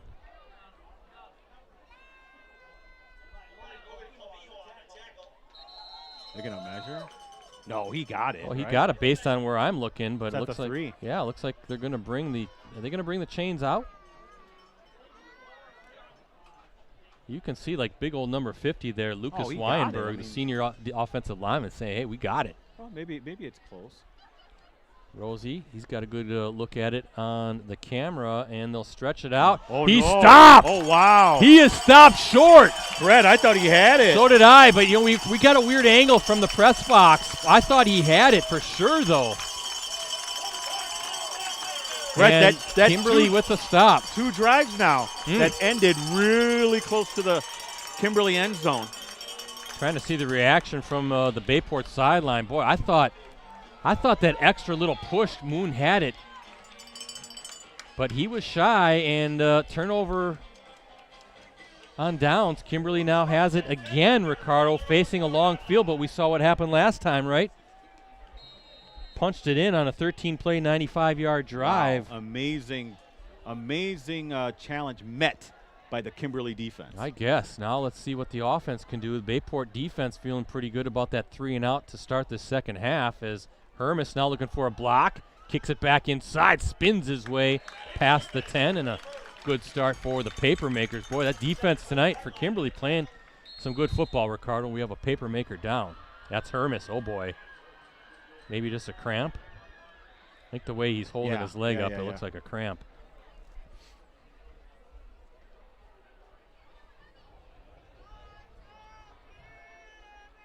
What do you take it out to the 10-yard line, it looks like? Okay. Looks like the 10, 10 or 11-yard line. Let's see once they can get. By the way, Hermes feeling a little bit better. 130 yards on 10 carries is what I have for Maddox Hermes. Yeah, it's definitely a cramp. I see them massaging that calf muscle. Some quotes, Mike Sherry, a colleague, always does a great job of previewing the week that is as far as high school football goes. Bayport coach Steven Jorgensen on taking on Kimberly. Quote, "We know the type of program we are going up against. We've got a ton of respect for their players and coaches and look forward to a physical battle. They are going to be ready to play. That program just doesn't lose back-to-back games in the same season. So we know the challenge that is in front of us this week on their home turf. We have had a good week of practice. Our guys are focused and ready to play. We need to attack and make big plays Thursday night on both sides of the ball, and that is what we are working towards," end quote. As for Kimberly coach Chad Michaelwitz on taking on Bayport, quote, "We are two programs that mirror each other in a lot of ways, and there was a lot of familiarity due to the matchups over the past several years. In this type of game, it comes down to all of the football cliches. Who can minimize the mistakes, protect the football, and make big plays when the opportunities are there," end quote. By the way, Kenosha Bradford does end up beating Appleton North 27-17, Brett. Okay. Well, Appleton North's battle tested after that gauntlet to start. You know, and you mentioned Chad Michaelwitz mentions about a lot of familiarity between the two programs because they have played several times. Dating back to 2018 now, this is the 6th time. Kimberly leads the series all time, 4-1, and that's when they first started playing each other was back in 2018. Kimberly again with 4 wins out of 5 tries against the Bayport Pirates. I'll kind of run down the history there a little bit in some of the scoring, but a lot of playoff matchups as well. Oh boy, Brady Bell, big run, first down, and big hole, Ricardo, on that right side of the offensive line.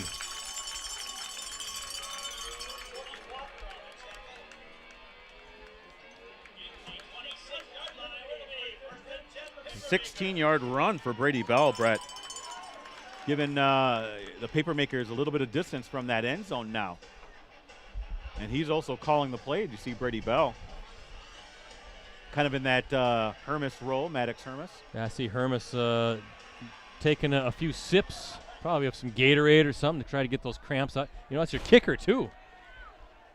Yeah, Hermes out, looks like, with some cramps, so hopefully he can be good to go as he comes back in. Now Bell taking the direct snap, trying to get around the defense, and good pursuit by Bayport. And looks like a hold maybe against the Papermakers. It is a hold.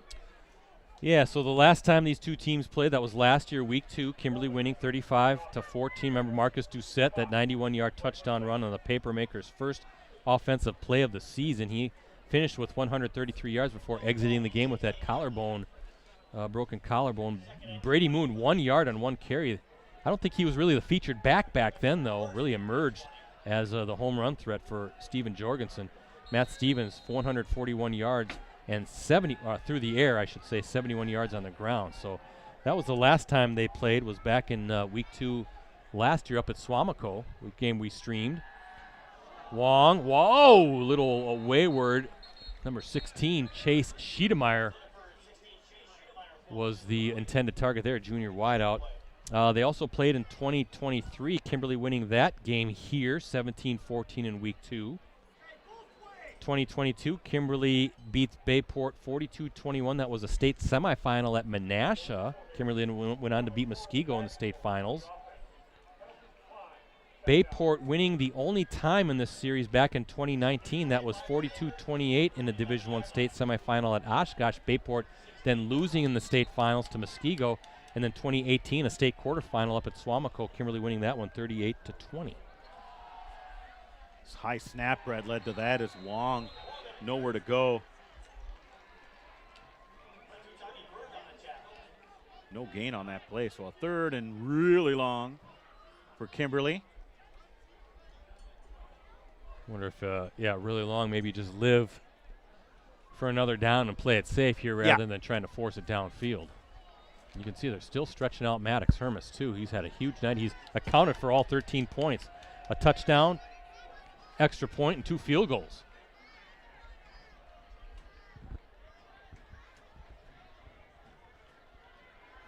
Wong waiting for it. Whoa, there's a fumble. Plouffe falls on it, but definitely a little issue there with the exchange. And, boy, good thing if you're a Kimberly fan that or coaching staff player, whatever, that they fell on the loose ball. Lost a couple yards on that as well. That could have been a big turnover for that Pirates defense. Here comes the punt. That's number 13 for Kimberly, Spencer Wright. And Moon with the catch and the return. Not much there. Good job by the Kimberly coverage unit to bring Moon down.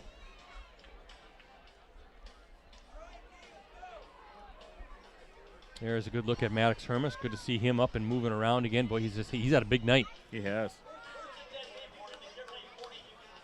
Bayport again, they have taken the ball deep into Kimberly territory in two times, Brett, and has come away with no points. Feels like now's the time, right? You got to get some points on the board. Feel good about where you're at going into a fourth quarter. Then that, you score a touchdown, then it's a one-score game. So let's see what Matt Stevens, Brady Moon, and this offense can do here. Pirates been close. They've been knocking at the door a couple times, but just haven't been able to punch it in. Good run by Moon there inside the 40 to about the 39. As we are approaching the 2-minute mark here in this third quarter.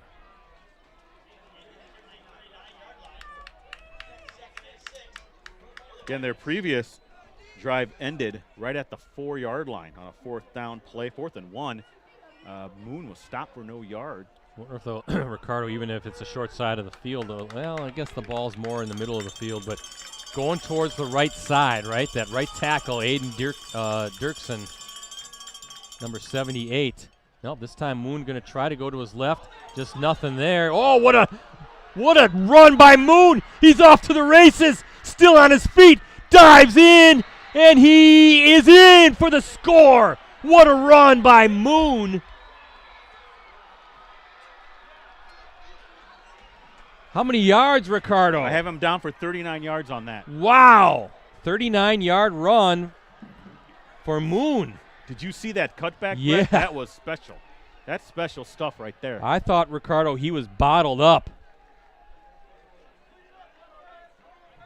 And just like that, Kimberly, or I should say Bayport, now on the board and a one-score game.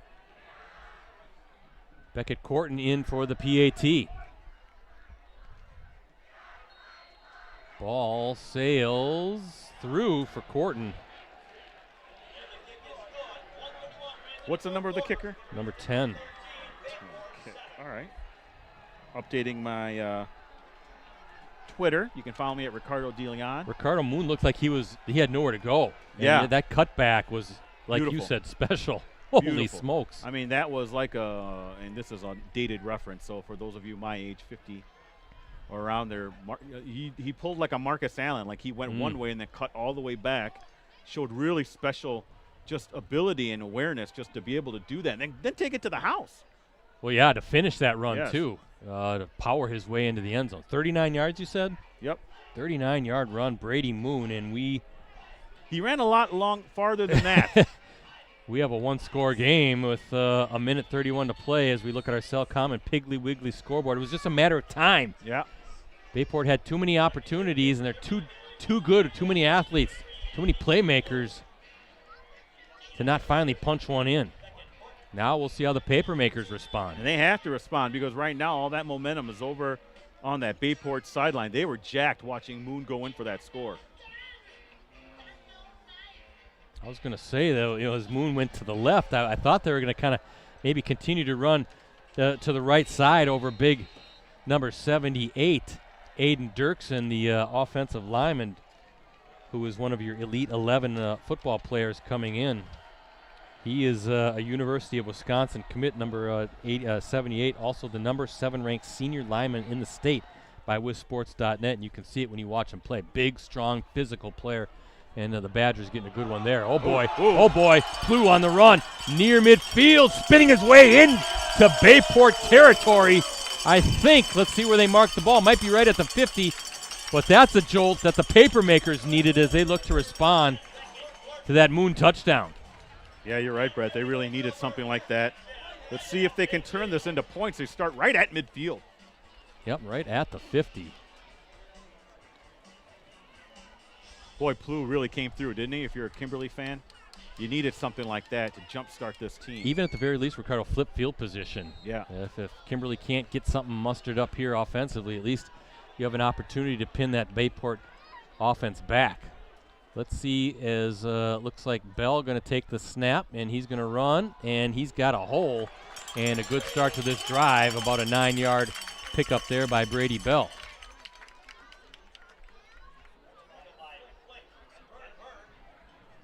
7-yard gain, they'll mark it at 3. But now the Papermakers are in Bayport territory. 2nd down and 3 from the 43. And Brady Bell's still in there at quarterback. Plough is right there next to him. He's going to hand off to Plough. Bell taking the snap. Really relying, Ricardo, on that offensive front now. Yep. For the Papermakers. Kimberly, a playoff participant every season since '06. They have won or shared 11 straight fall season conference championships.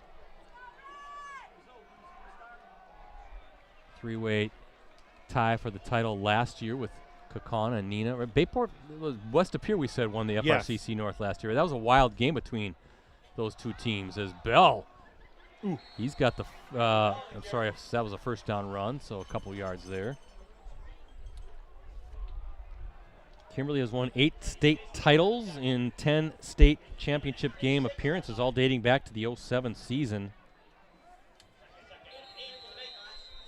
And that will end the third quarter as we look at our Cellcom and Piggly Wiggly scoreboard. Kimberly leads 13-7 in a fun matchup between two teams ranked in the top 10 in the state in Division I. Bayport number 1, Kimberly number 10. Kimberly on the move as we'll begin this fourth quarter. Update my Twitter. Again, follow me at Ricardo DeLeon, DeLian. And Brett's at PC Brett C. Rosie's at Metal Rosie. I was going to say, Kimberly, when you date, I always put this stat in the notes when we do a Kimberly football game. The Papermakers' overall record dating back to the 2013 season, now 142-11. Is that good? .928 winning percentage. 6 state titles in that stretch, 7 state championship game appearances, and a state record 70-game winning streak. And their 8 championships, their 8 titles, that's tied for the second most in state history, I believe.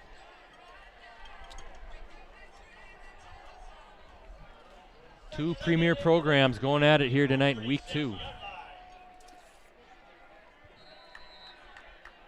2nd and 8. Brett from the 36 of Bayport for Kimberly.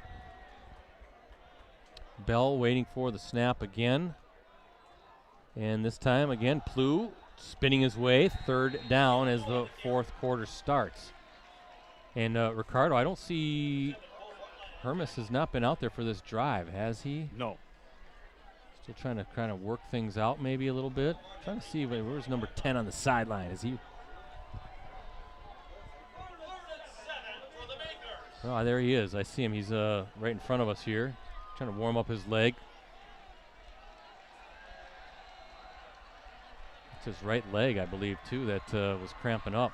Trying to walk it off a little bit. Big third down here coming up for the Papermakers offense. Bell, and we're going to get Illegal procedure. Or a false start, maybe. Yep.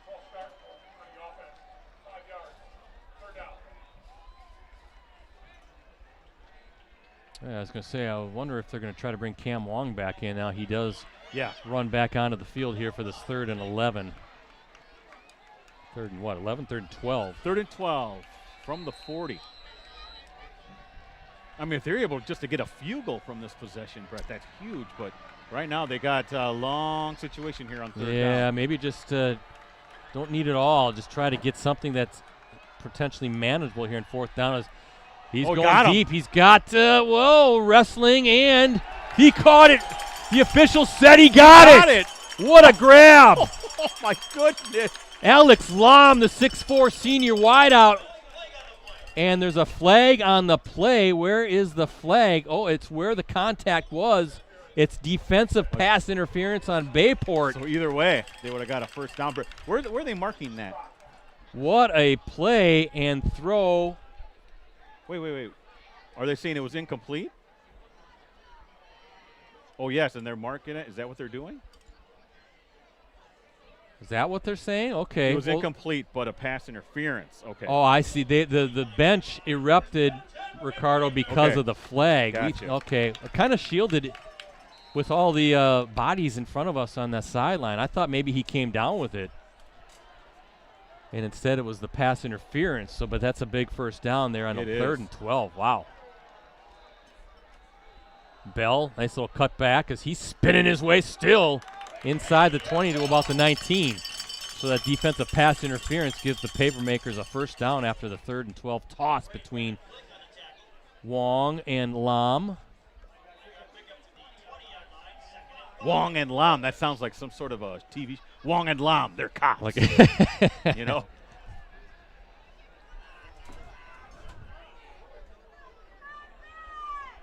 Could be an attorney, a lawyer firm. Wong and Lam. Wong, Lam, and Maddox. There you go. Is Bell now trying to dive forward. And now you're certainly within Maddox Hermes field goal range, which would be huge because then it goes back to a 2-score game. See, Hermes has his helmet on now, Brett. 3rd and 2. We have a timeout.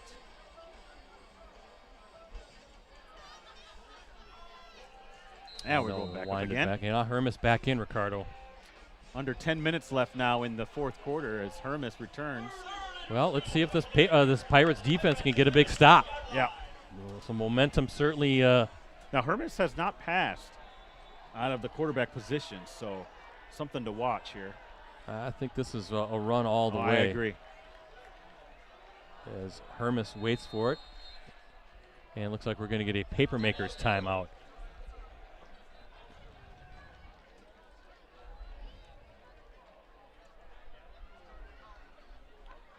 See Chad Michaelwitz out there, head coach. Already his 4th season, Ricardo. Hard to believe.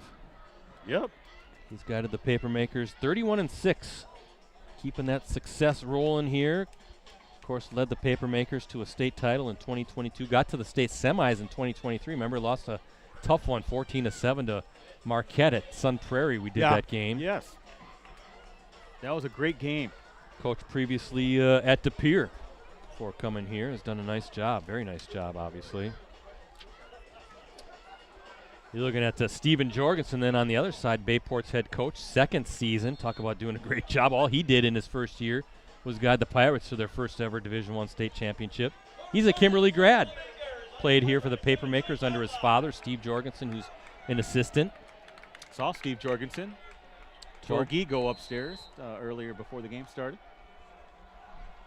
3rd and 2, Brett. Yep. Big play for the Papermakers. Hermes will play fake and trying to get around. No, number 0, Brock Gauthier, the senior linebacker coming in. Brother of former Pirates standout Landon Gauthier. Is he Landon's with the Badgers, right? Yes, he is. Yes, sir. Brock, an outstanding player as well. And 4th down coming up. What do you do? And this is going to be a long field goal, Ricardo. This is going to be a 35-yard attempt from the left hash for Maddox Hermes. This is a big kick. Clock running. Long He's holding it. Made one already from 26 yards. This is from 35 yards for a 2-score lead. Big leg, and it is good from 35 yards out. What a weapon to have a kid that can kick one from 35 yards away. That's big.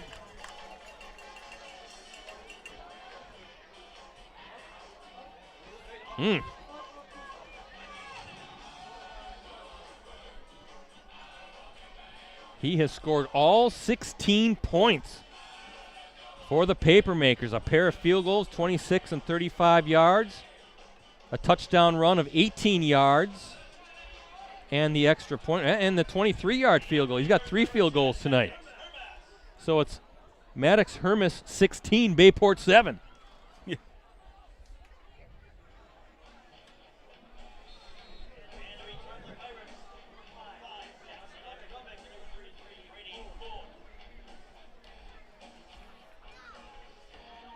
Boy, that's a big kick. And think about that. I believe that was the leg that was cramping up on him, too, his right leg.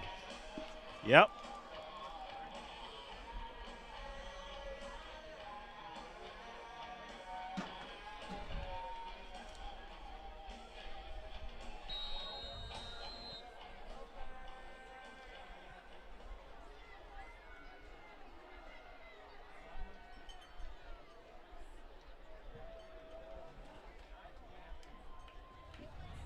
(16-7), 8:51 left in the 4th quarter. Papermakers with the 9-point lead. This is going to be returnable, Ricardo, from the 5. Here comes Brady Moon. Of course, they got him pinned pretty good along that near sideline. So Bayport right at the 20-yard line. And some work to do with 8:48 to play. Down again, 2 scores. That's a big field goal by Hermes.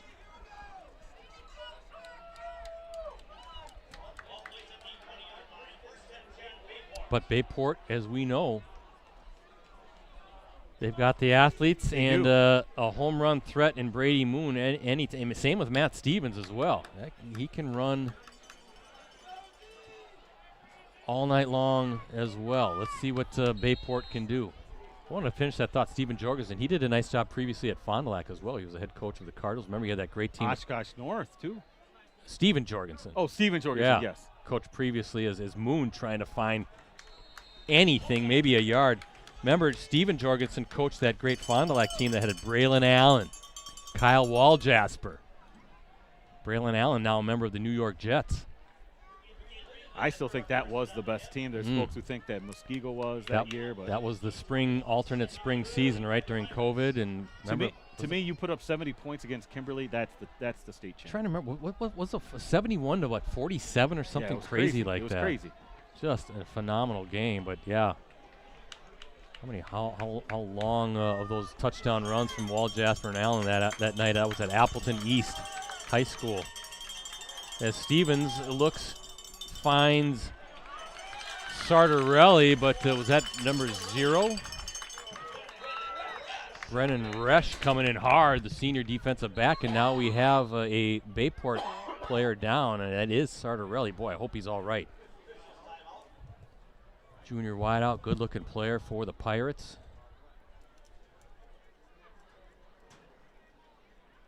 Looks like they're looking at maybe that left foot, left ankle area. So we'll have a timeout here. Again, not sure where we will be in week 3, but I'll make that announcement on my Twitter account, or X, whatever they call it these days, at PCBrettC is where you can find me, so please give me a follow. Not sure if it could be a Thursday night game, maybe a Friday night game, don't know. The app formerly known as Twitter. You can access our previous Game of the Week live streams on our USA Today Network Wisconsin websites. Just go to the sports section and scroll down until you see the Watch Our Varsity Game of the Week prep live streams link. And since we are at a timeout, be sure to sign up now for a digital subscription to the Post-Crescent, Press Gazette, any of our USA Today Network Wisconsin sites. A digital subscription costs $1 for the first month or $89 for the first year, and that gets you full unlimited access on your desktop, tablet, and mobile devices every day. Exclusive subscriber newsletters and the e-edition. That's a digital replica of the print edition. Find more information on how to subscribe on any of our websites. $1 for the first month, $89 for the first year. That's a good deal. Any way you slice it, that's a good deal. 3rd and 3, big play here for Bayport. Pirates need this conversion to keep this drive rolling, and their little draw play again. Moon's got it. That play worked so well in the first half. Look at Moon off to the races again, far sideline, showing that those afterburners, Ricardo, when he gets the ball. Oh, he's quick, isn't he? Oh, quick is an understatement. That play worked in the first half. Remember, it was 3rd and long, and then they ran that little draw play. And Bayport was we were thinking about going for it. Remember trying to draw the Papermakers offside, but that really set up that 4th down decision. But boy, what a run. 33 yards on that. He's having a good second half, Brady Moon. Big 3rd down conversion on that run. Stevens waiting for it. Moon's got it again. Looking for some blocking up front. Finally wrestled down by number 4. That's Jackson Dietrich. Senior linebacker, 5'11", 206 pounds. Under 7 minutes to play as the clock rolls as we look at our Cellcom Piggly Wiggly scoreboard. Kimberly 16, Bayport 7.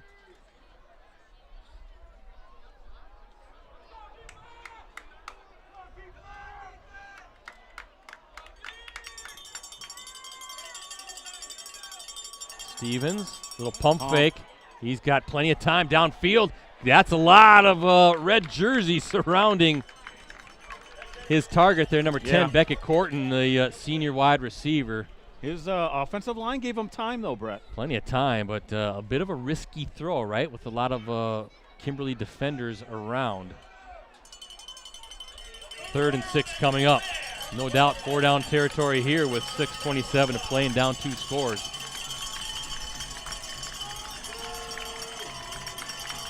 You can see Moon in the slot near side. Let's see if Stevens wants to look his way. Nope, looking to his left. Going to loft one deep downfield, and knocked away. Holy mackerel, what a play. Chris Thau, number 24, the defensive back, coming in and knocking it away. Ricardo, I thought he was there. Was that 11, Ethan Orlando? Oh, man. That, I think, was the intended receiver there, and he had a step or two. But good closing speed by Thau to knock it away. And here you go, 4th and 6. Bayport needs this.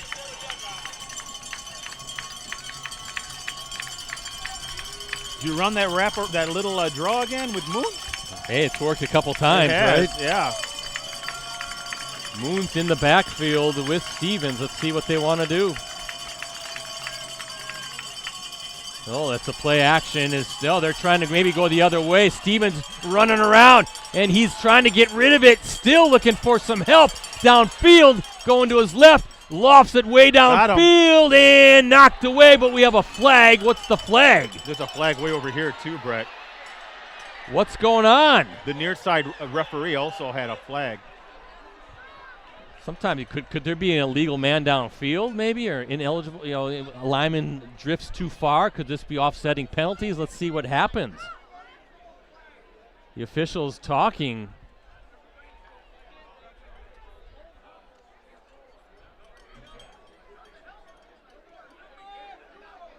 And he's mic'd up. Let's listen.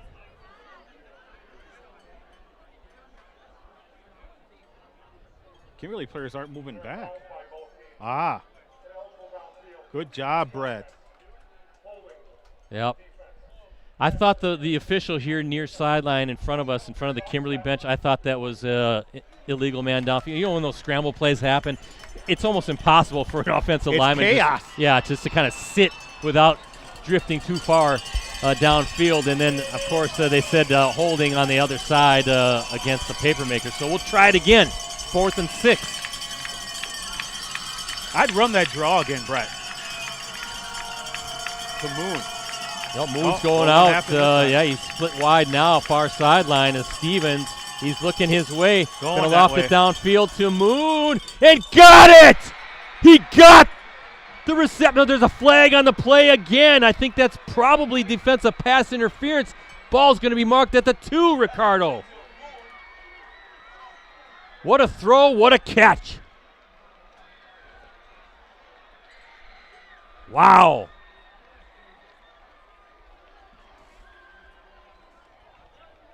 Was pass interference on Kimberly. Going to your playmaker, right? Yeah. I mean, we've seen Moon do it offensively as far as being a premier running back, but how about being a premier receiver? And how about Matt Stevens, Ricardo, putting it on the money? First and goal, Moon looking to squeeze it into the end zone. Is he in? He's short. He's at the 1, inside the 1.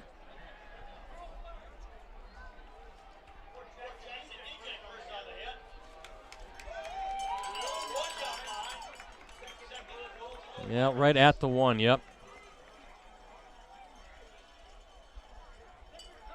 What a game this has turned out to be. We had a fantastic one last week, a 14-13 win for Nino over Muskego that wasn't decided until the game's final play. Barn burner here tonight as Stevens just takes it. He's trying to fumble. He got a fumble? He did. Are you kidding Wow. me? And he's off to the races.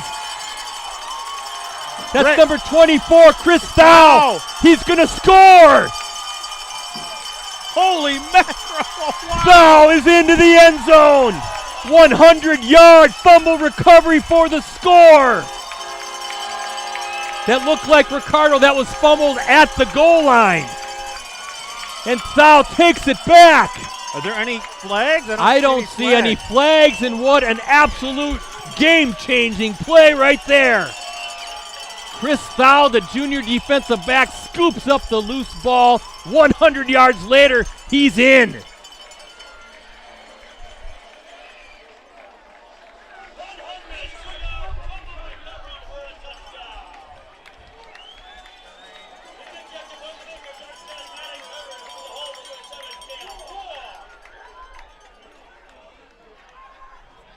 Whew. I guess. Hermes bangs it through, and Ricardo, we went from being a 16-14 game on one play, 23-7. Kimberly with the lead over Bayport as we look at our Cellcom and Piggly Wiggly scoreboard. Didn't see how Stevens fumbled it. I didn't see who got a hat on the ball. But Thau picks it up. And he had a whole convoy of Papermakers with him as well.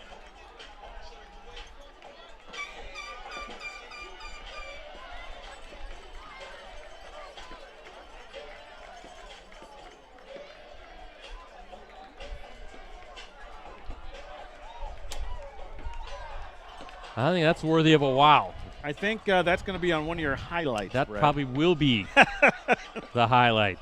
Unbelievable.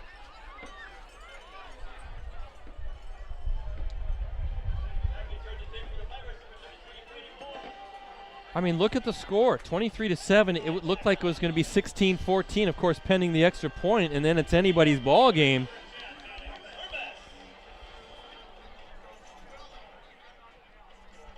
Now it's a 16-point game with 4:56 to play. What a deflating sequence right there for the Pirates. I mean, they had worked so hard to get it down there. How many times? The fourth down play. Wow. How many times, Ricardo, has Bayport been knocking at the door? They've been stopped twice, right, on fourth downs, and then now the fumble at the goal line.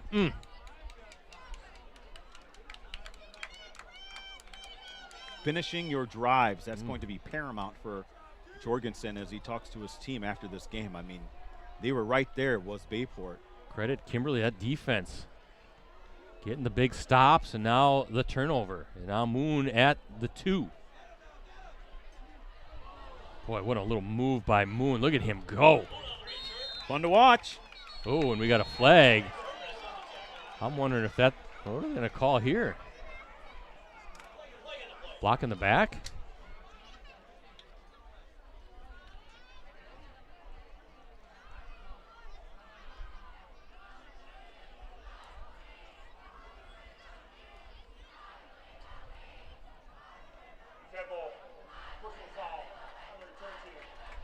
Well, I saw one of the, I didn't see who from Kimberly kind of was fly.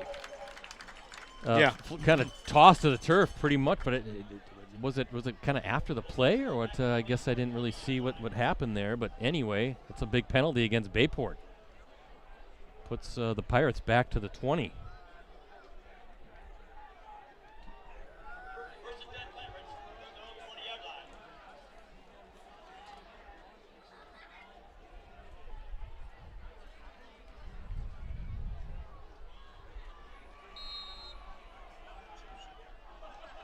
First down and 10 at the 30, or 20, I'm sorry, for Bayport after the penalty.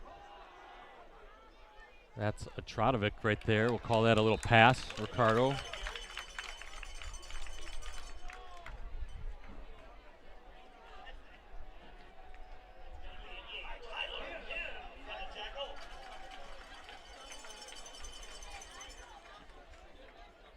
Second down and short 8, maybe a long 7. We'll call it. Actually, we'll call it 7. Ricardo, what a response by this Kimberly defense in week 2 after what happened last week. Definitely. That'll be some of my first questions for Coach on that.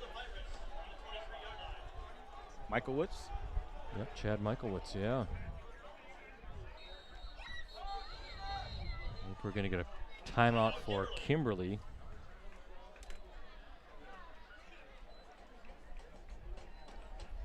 Looking over the game notes again from last week.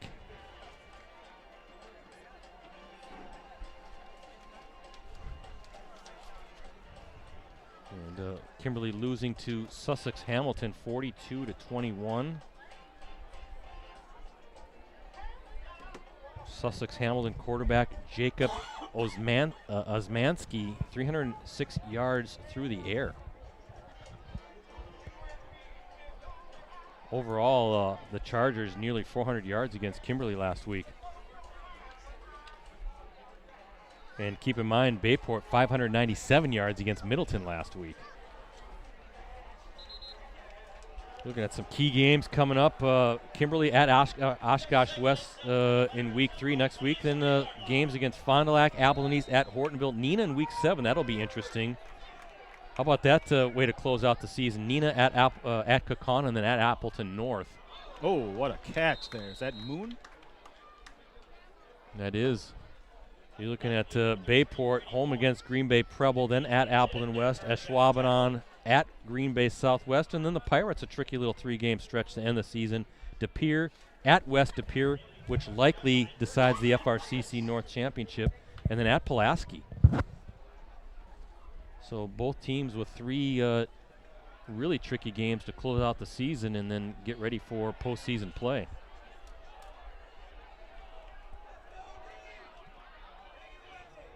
Stevens. Looking long again. Oh. Yeah, he's going to take off. And a nice little shake of the defender there before he dives out of bounds with 3:27 to play. Kimberly up 23-7. Boy, the play of the game. 100. We're calling 100 yards, right? It's 102, but Kimberly's Twitter calls it 103. Just letting you know. I figured it was 100 yards because he scooped it up near the goal line. It's kind of a whole bunch of bodies there, Ricardo.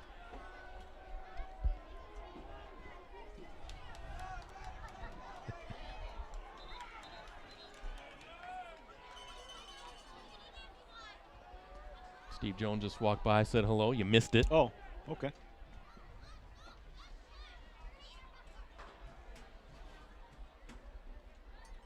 Second down and 2.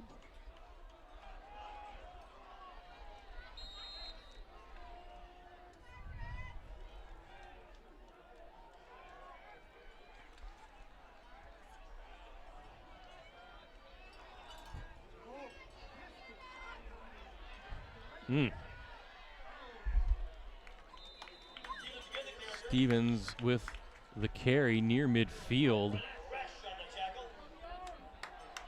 Again, folks, watch for Dan Powers' photo gallery tonight, later tonight, postgression.com, greenbaypressgazette.com.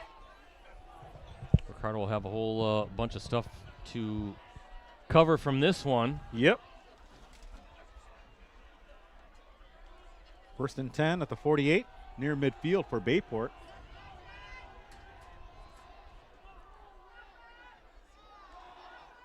that There's draw that- play yeah, again. There it is. That's some good stuff there. Get some good yards on that.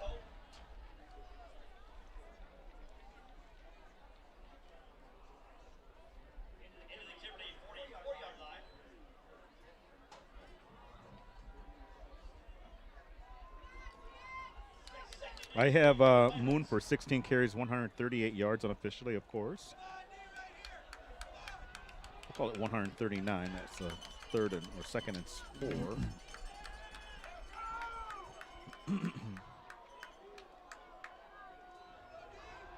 Oh, watch out. out. Oh, Eli Jansen got in there, and then finishing up is big old number 98, Tyler Hinn.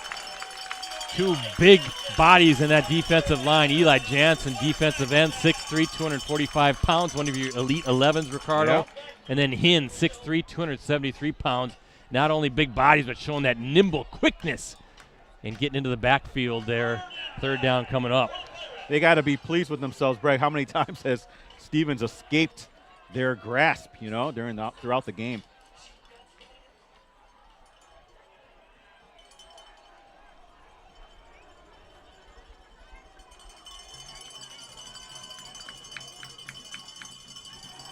Stevens, play action fake, going deep downfield again along that far sideline. This time incomplete. Bayport coaches they thought there should have been another DPI there. You can hear the Bayport fans, a little bit of a boo going on in the stands behind the bench. Boy, coach is pretty fired up there along that far sideline.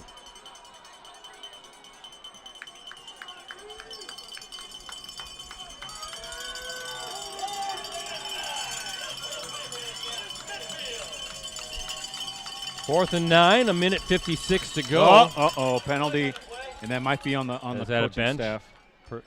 Oh boy.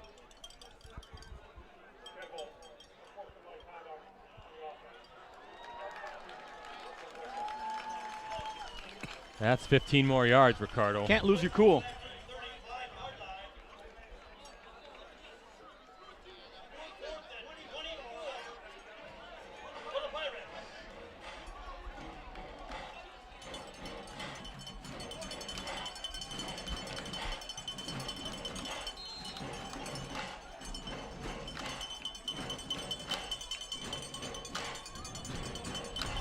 Fourth and forever, right, Brett? Fourth and 24. Fourth and 24.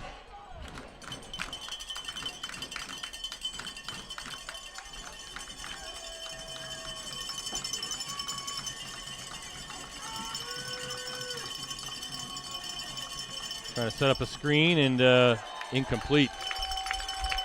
Orlando, the intended receiver. Kimberly gets a stop, and now Ricardo, the Papermakers, let's try to just run out this clock up 23-7 and on their way to picking up a huge Week 2 win. Kind of fitting that the defense kind of ended it here, right, Brett? Fourth down, and they force another turnover on downs.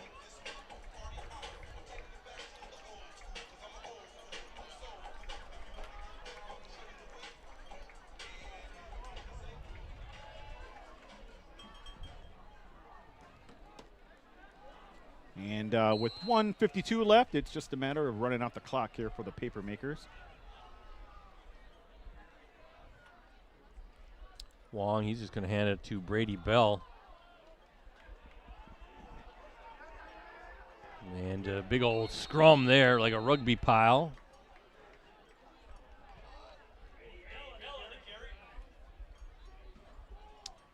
Starting to see the Bayport folks heading out.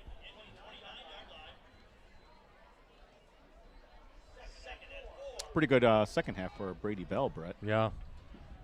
Some really nice runs, taking over the offense. Kimberly folks starting to head out as well. Both sides are saying this game's done, Ricardo, I guess, with a minute and some change to go, 23-7. And Chad Michaelwitz will just burn that timeout as they're just trying to let the clock run as far down as they can. That's the final timeout here for the Papermakers.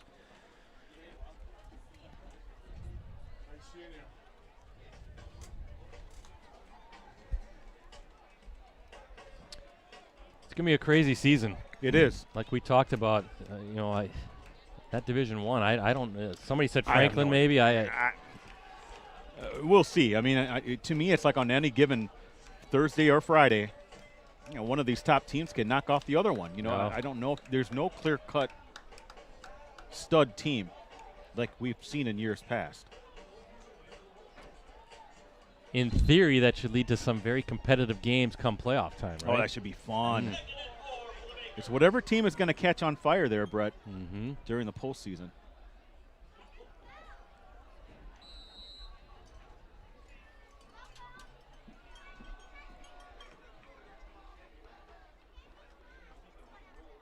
Looks like Bell going to take, no, yep, Bell's got it. And I guess Bayport looks like the Pirates going to burn their first time out. 56 seconds to go. Appreciate everybody watching tonight on our USA Today Network Wisconsin YouTube channel. Also Thursday night, yeah. Also our Facebook pages, the Press Gazette and the Post Crescent. Both websites as well.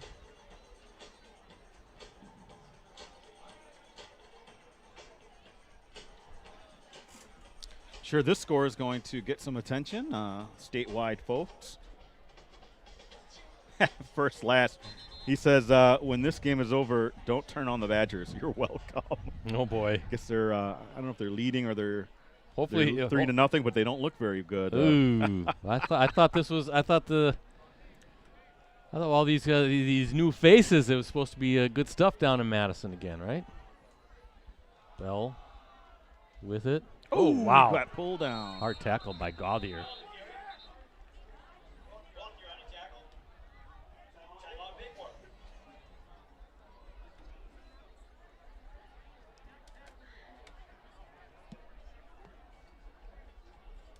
I want to remind folks again, I'll have a wrap-up of this game. It should be on Friday morning. It'll be interesting. I'll be talking to several of the Kimberly folks, including Coach, along with, I guess I'm going to talk with number 24, Brett, hero of the game, Chris Tao, and maybe Hermes as well. Got a tweet from Hank DeWild. He said, I expected Appleton North to for sure win and Bayport to score a lot of points. Boy, I got it wrong tonight. Hank, you're not the only one, right? Hank, I think Hank is basically, it's like everybody. You don't know what this D1 field is going to be. I have no idea. Went into the season even like, how's the FVA going to play out this year? We're not, still think Appleton North's pretty darn good, but this Kimberly team and Nina we saw last week looked good as well. As Plu with a nice run, first down run, and Kimberly can just kneel it now. These teams are going to kind of there's going to be some great battles in this league. You can feel pretty good about Bayport, Ricardo, and the FRCC North. They should be in pretty good shape come week 8 when they take on West Appear, I would think, for, again, what should be all the marbles in league play at that point. We'll see. But in the FVA, it's hard to say it. Nina, again, looked really good last week. Appleton North, we think, is going to be outstanding. Kimberly, with an excellent win tonight, looked like Kimberly. Kakana, is well coached with Matt Binsfeld. They're going to be tough. It's going to be fun, Hank. It's going to be a fun season. We want to remind everyone we're not going to have a live stream tomorrow. Nope. Just once a week. Most of the games with Labor Day, Ricardo, are tonight for the most part, so Thursday night. But there you go. That's the final, 23-7. Kimberly with the Week 2 win as we look at our Cellcom Piggly Wiggly scoreboard. Ricardo, your thoughts? I know you touched on, but boy, the defense, heck of a job by the Kimberly defense tonight to slow down that high-powered Bayport offense. I want to remind everyone that last year, Kimberly really took it to Bayport last year. Then you saw them evolve and progress, and they made the title game and won it. Same thing I see here, very talented Bayport team. You can't go that far into your opponent's territory, not come away with points. They shot themselves in the foot, but a lot of it had to do with the Kimberly defense, Brett. And I thought they met the challenge of Coach. I'm sure they were embarrassed of last week's game to Sussex Hamilton. You usually don't see Kimberly losing by 3 touchdowns, Brett. And that was the case. They did everything they could to reverse whatever they did on the week 1. So congratulations to Kimberly. Now that to keep this rolling, is the Kimberly we know back? They just might be. I don't know if they really left, but again, as you mentioned in your preview article, transition going on with Kimberly, Nina Kakana this year, right? Some new faces for sure, and it is going to be fun to watch how these teams progress week to week as we get into week 9 and beyond in the postseason. How about Bayport though? I think they're fine. I think they're fine. A lot of talent. And, again, I think it all is going to come down to them in Week 8 when they take on Patrick Gryson and that West Appear juggernaut as far as winning the FRCC North. Yeah, they're going to progress and be a really hard outcome, the playoffs as well. I have no doubt about that. I think we can agree again. Our guy Hank out there, I know you feel it too. Division I's up in the air. I don't know what to make of it. Yeah. I really don't. I don't either, but it's incredible. It's fun though. It's going to be fun to watch this unfold. Bunch of good teams in the FVA. Yep. Bayport, West Appear. Of course, West Appear plays D2, right? So, yep. But Bayport's going to be heard from in Division I as the defending state champs. Too many good playmakers. And then the Classic 8. I mean, there's some really good teams there. I mean, it's just going to be – I'd be curious to see how the playoffs, how they all match these teams up as well. So, but that's down the line. We still have 7 more weeks of good, fun regular season action before we have to worry about all of that. But should be fun. And, again, congrats to the Papermakers on a heck of a performance tonight. Very impressive. So, everyone, hey, we'll see you back here again next week, huh? We'll be somewhere. Yep. All right, let me run down the scoring, and then I will sign off. Kimberly got on the scoreboard first, a 26-yard field goal from Maddox Hermes, 3:41 to play, made it 3-zip. Hermes then an 18-yard touchdown run with 6:39 to play in the second quarter. His extra point as well made it 10-zip Papermakers. That capped a 13-play, 95-yard touchdown drive. Kimberly goes up 13-0 in the final seconds of the first half, and guess who? Maddox Hermes again, 23-yard field goal. He had 3 field goals tonight, and Kimberly leading, as I said, 13-zip at the half. Bayport finally on the scoreboard with a minute 31 to play in the third quarter. A 39-yard touchdown run by Brady Moon. A fantastic cutback on the run, made it 13-7. Hermes with a huge 35-yard field goal for Kimberly with 8:51 to play in the fourth quarter, made it 16-7. A 2-score game at that point, and then the play of the game, I guess they're calling it a 102-yard fumble recovery for defensive back Chris Thau.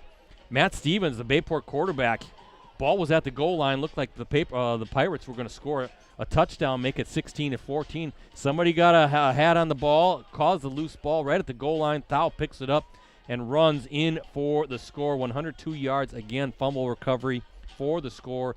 4:56 to play, made it 23-7, and that's how the game ends. With the victory, the 10th-ranked Papermakers now 1-1 on the season, and now the Papermakers will get ready for Fox Valley Association play as they're at Oshkosh West next Thursday at Titan Stadium. Kickoff is scheduled for 7 p.m.